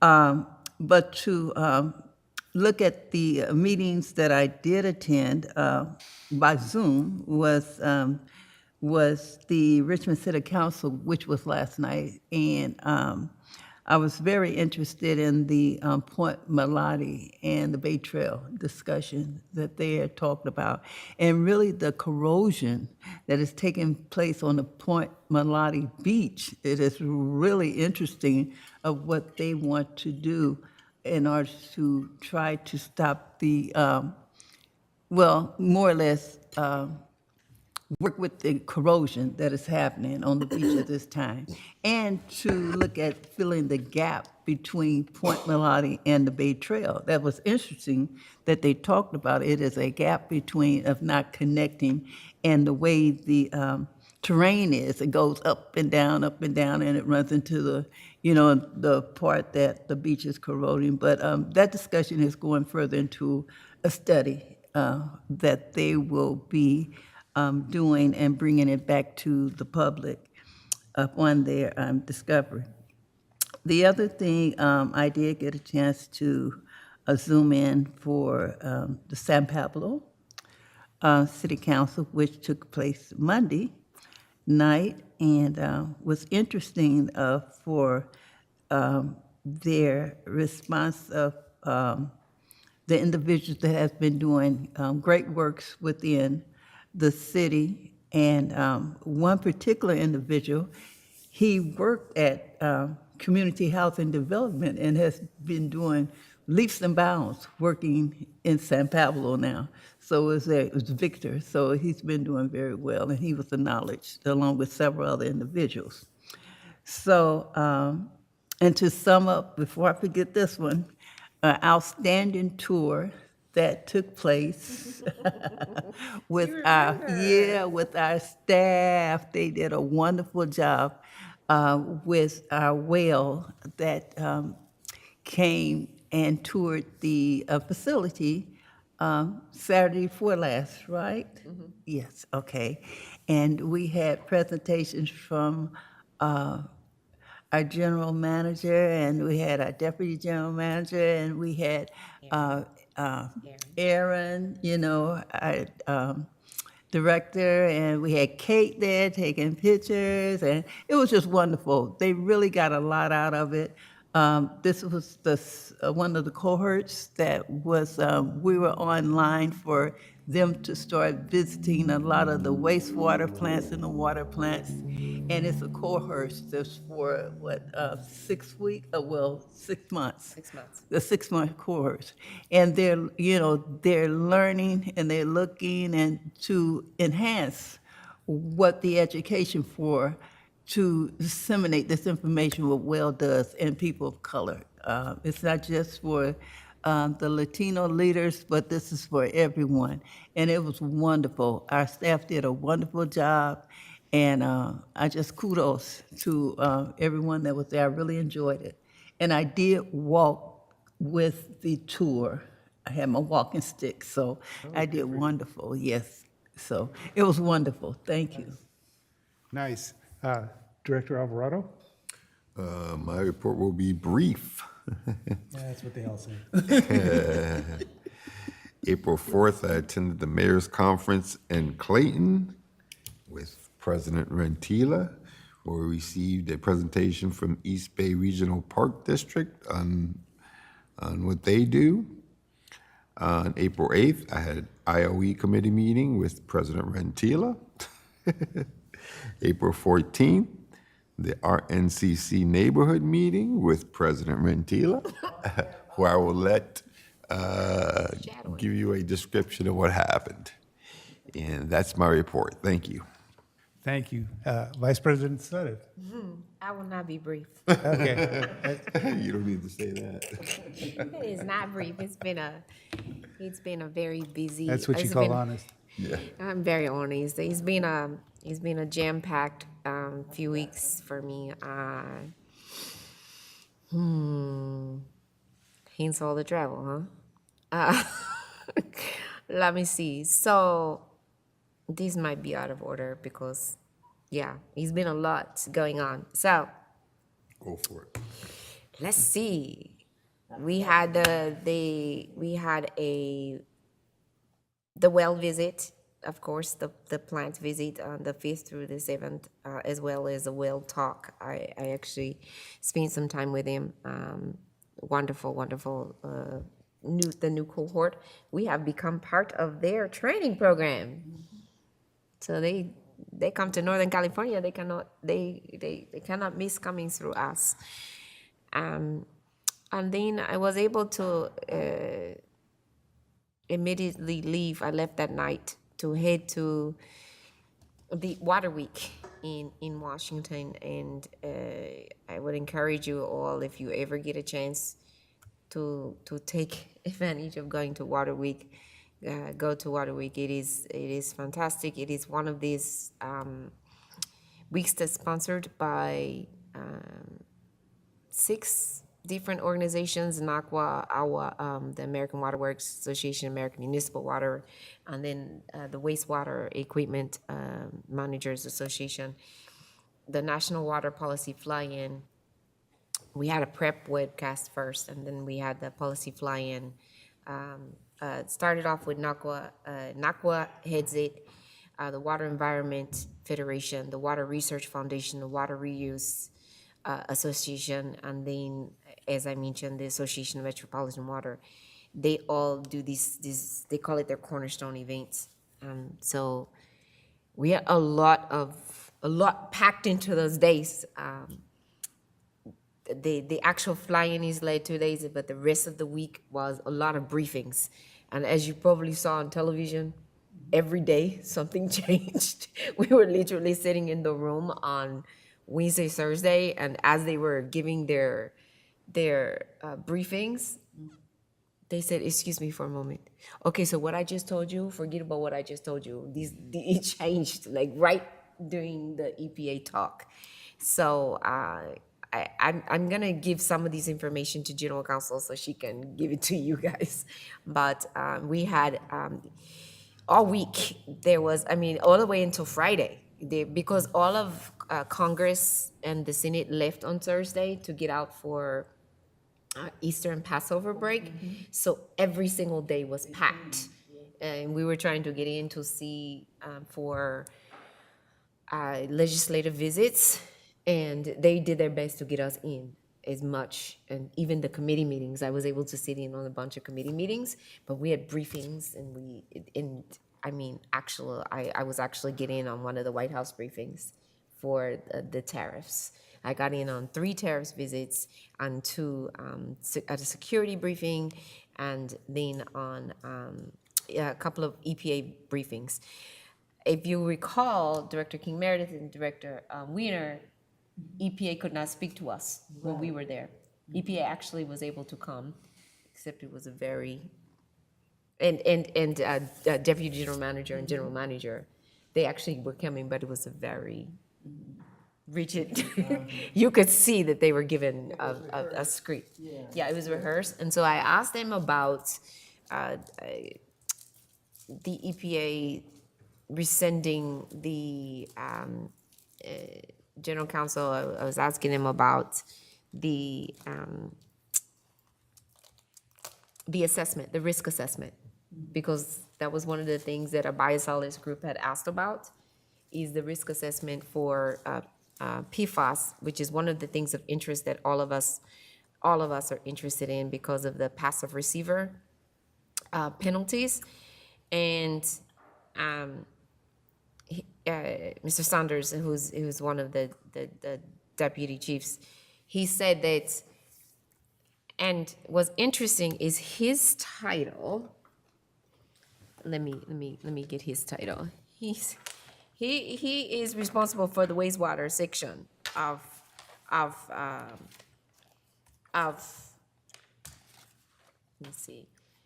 EPA. Yet when I asked him the question, he told me that he was someone else, Andrew Sawyer, Director of Wastewater Management.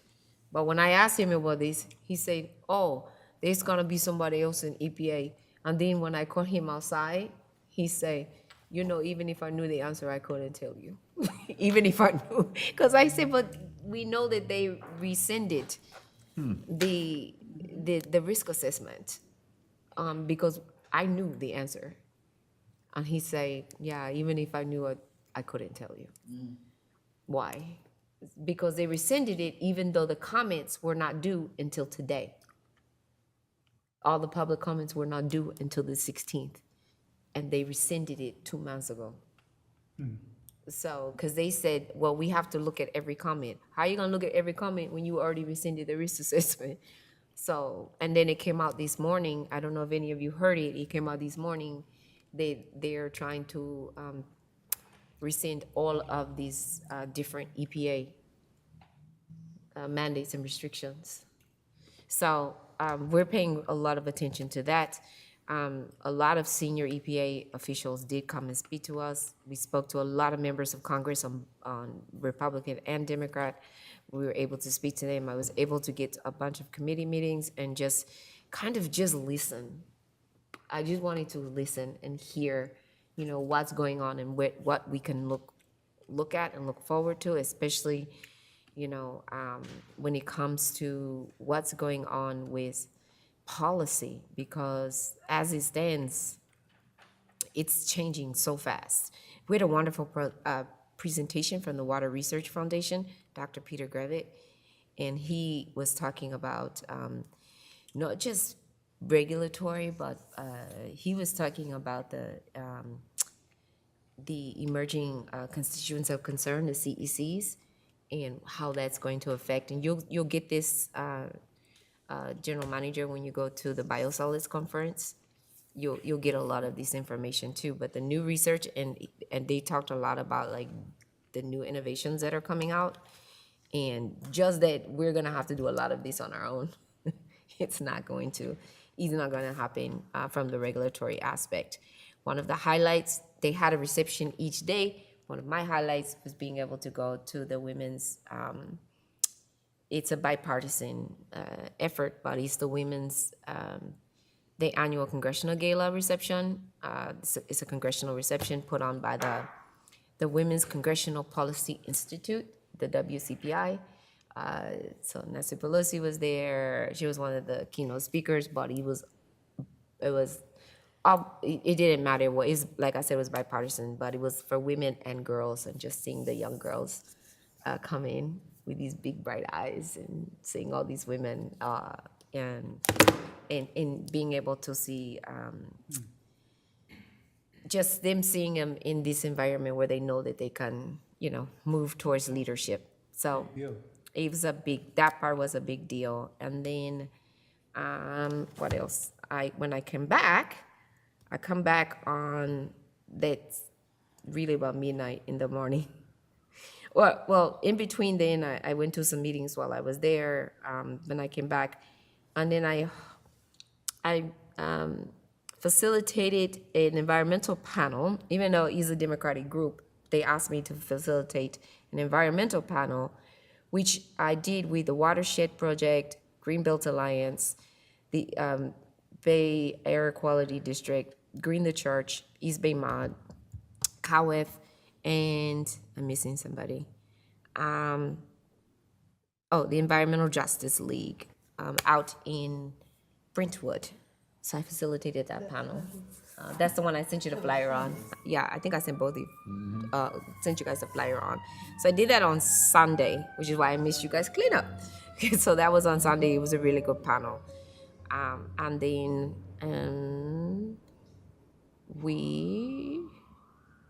and then I had two other meetings on the environment since then. And then I did go to the Richmond City Council meeting last night. And in addition to what was just reported by Director King Meredith and Director Weiner, they did have a conversation about,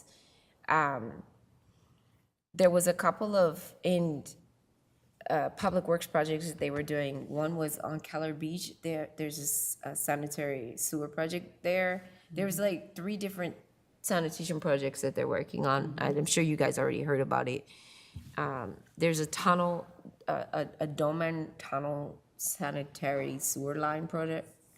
And then out at Point Malati, they're doing a beach stabilization project that took a lot of conversation that they were talking about. And I mentioned those 3 projects because those 3 projects were also mentioned when we did the water talk in North Richmond, because they keep confusing those with West County wastewater. And whenever they see a sewer or sanitation project, they keep thinking it's us, and especially if they smell something. So, you know, I'm quick to say, this is not West County, it's City of Richmond, or it's, you know, Veolia, it's City of Richmond. Don't be complaining when you call in, don't complain. And so I was texting Cesar saying, please make it clear that it's City of Richmond, it's not us.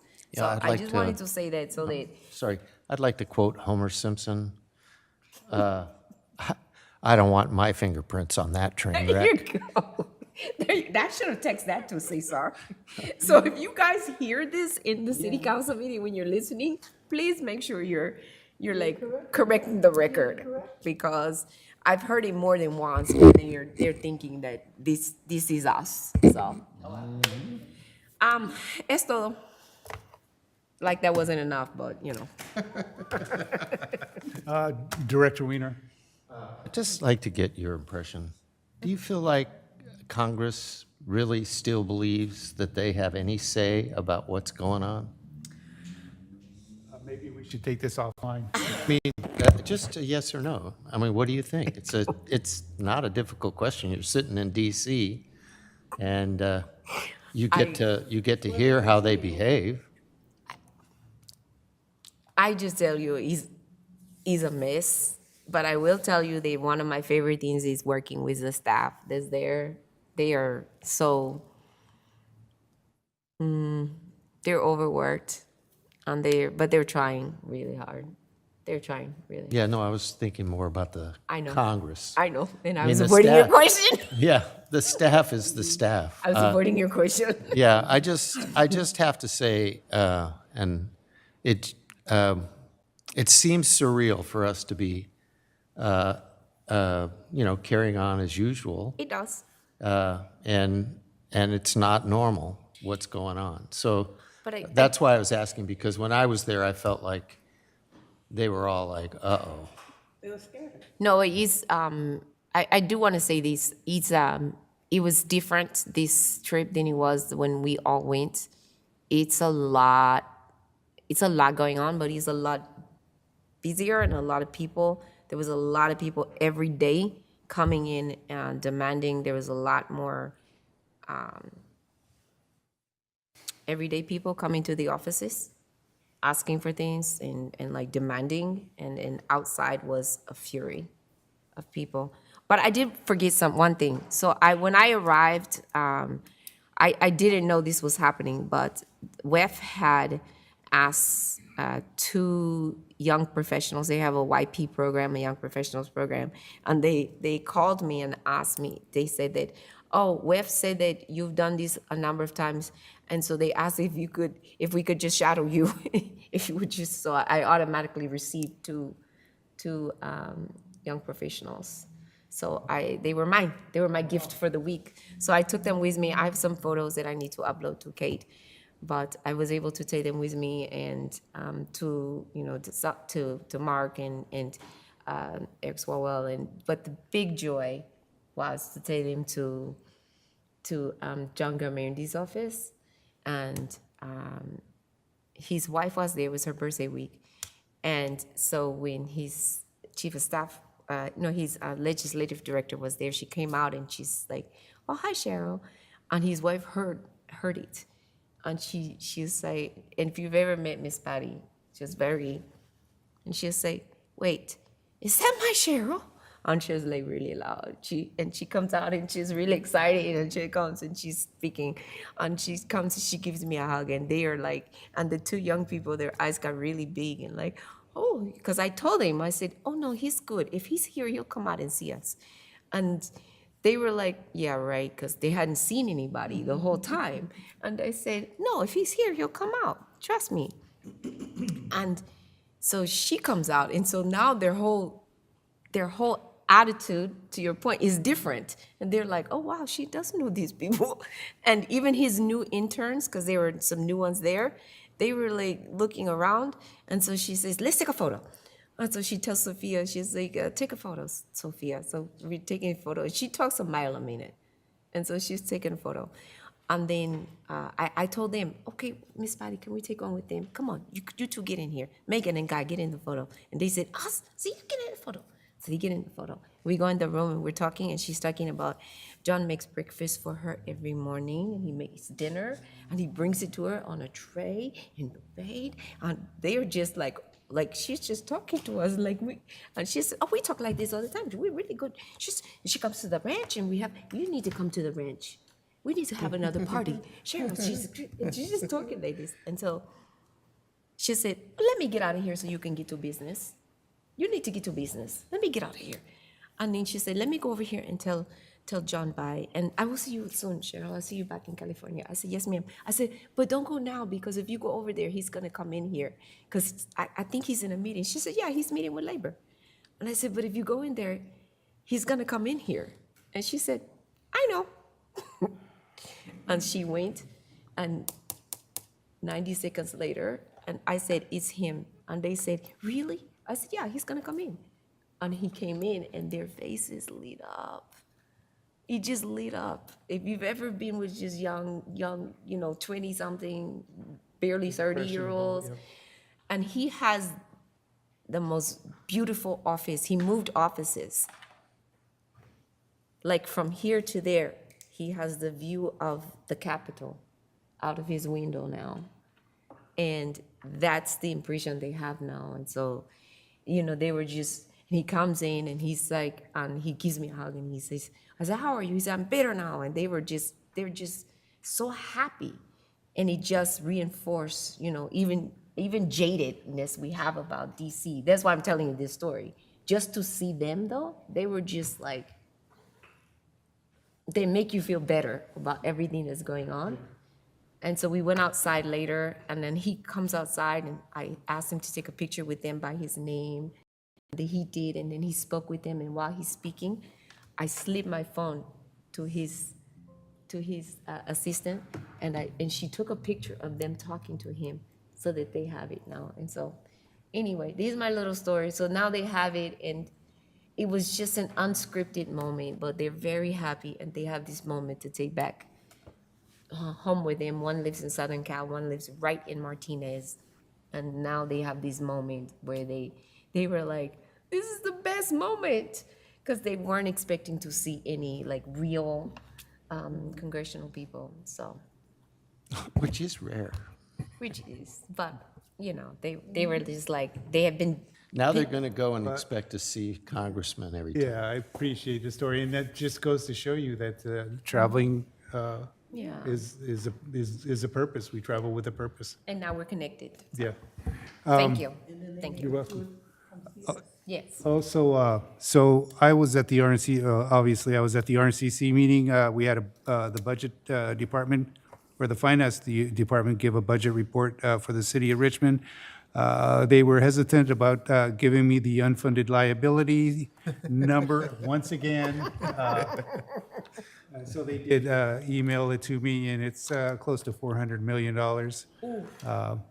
So the fire department talked about home hardening and how insurance companies are changing the way they're looking at properties. And so they're going to be coming to our RNCC meeting, highlighting all these issues and talking about it. And I do want to thank the fire department for coming to our house a week ago Sunday. They actually saved my mom's life, so thank you, Richmond Fire Department. Yes. So street sweeping has started, and the tickets are $50. They will cite you between the hours that are on the street sweeping signs, regardless whether the street sweeper's gone by or not. And they will tow your vehicle if it's been there for a while. Things are getting serious as far as street sweeping. Let's see, at the Richmond City Council, I'm happy to say that the RNCC is actually the ones that introduced the flooding issue to. It's important that it's being taken care of. We are working on something that the RNCC is working on something that may elevate Parchester Village to a completely different level.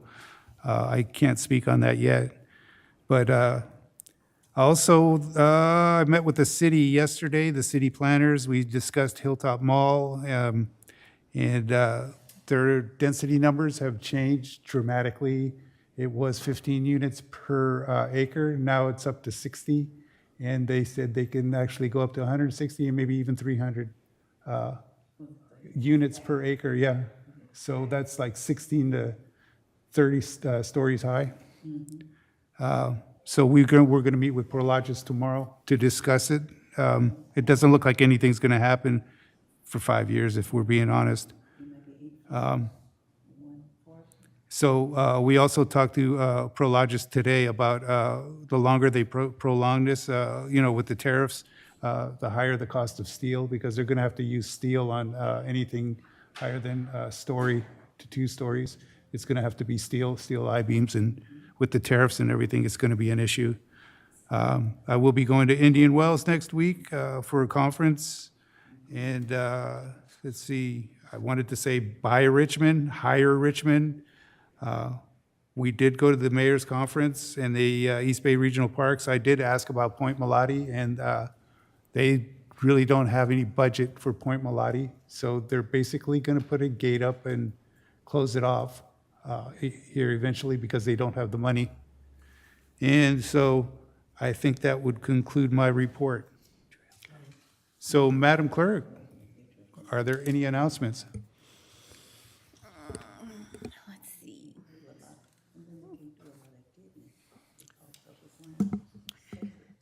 Oh, there's a Finance and Administration Committee meeting at 9 a.m. tomorrow. Well, there you Yep. go. Just a You few guys hours. may as well stay here. Just pitch your tent. And the next board meeting is May 7th at 6:30 p.m. Okay, does anybody have anything they want to add before we close this meeting? Hearing nothing, I'd like to close this meeting at 9:36, April 16th, Wednesday night. Thank you all.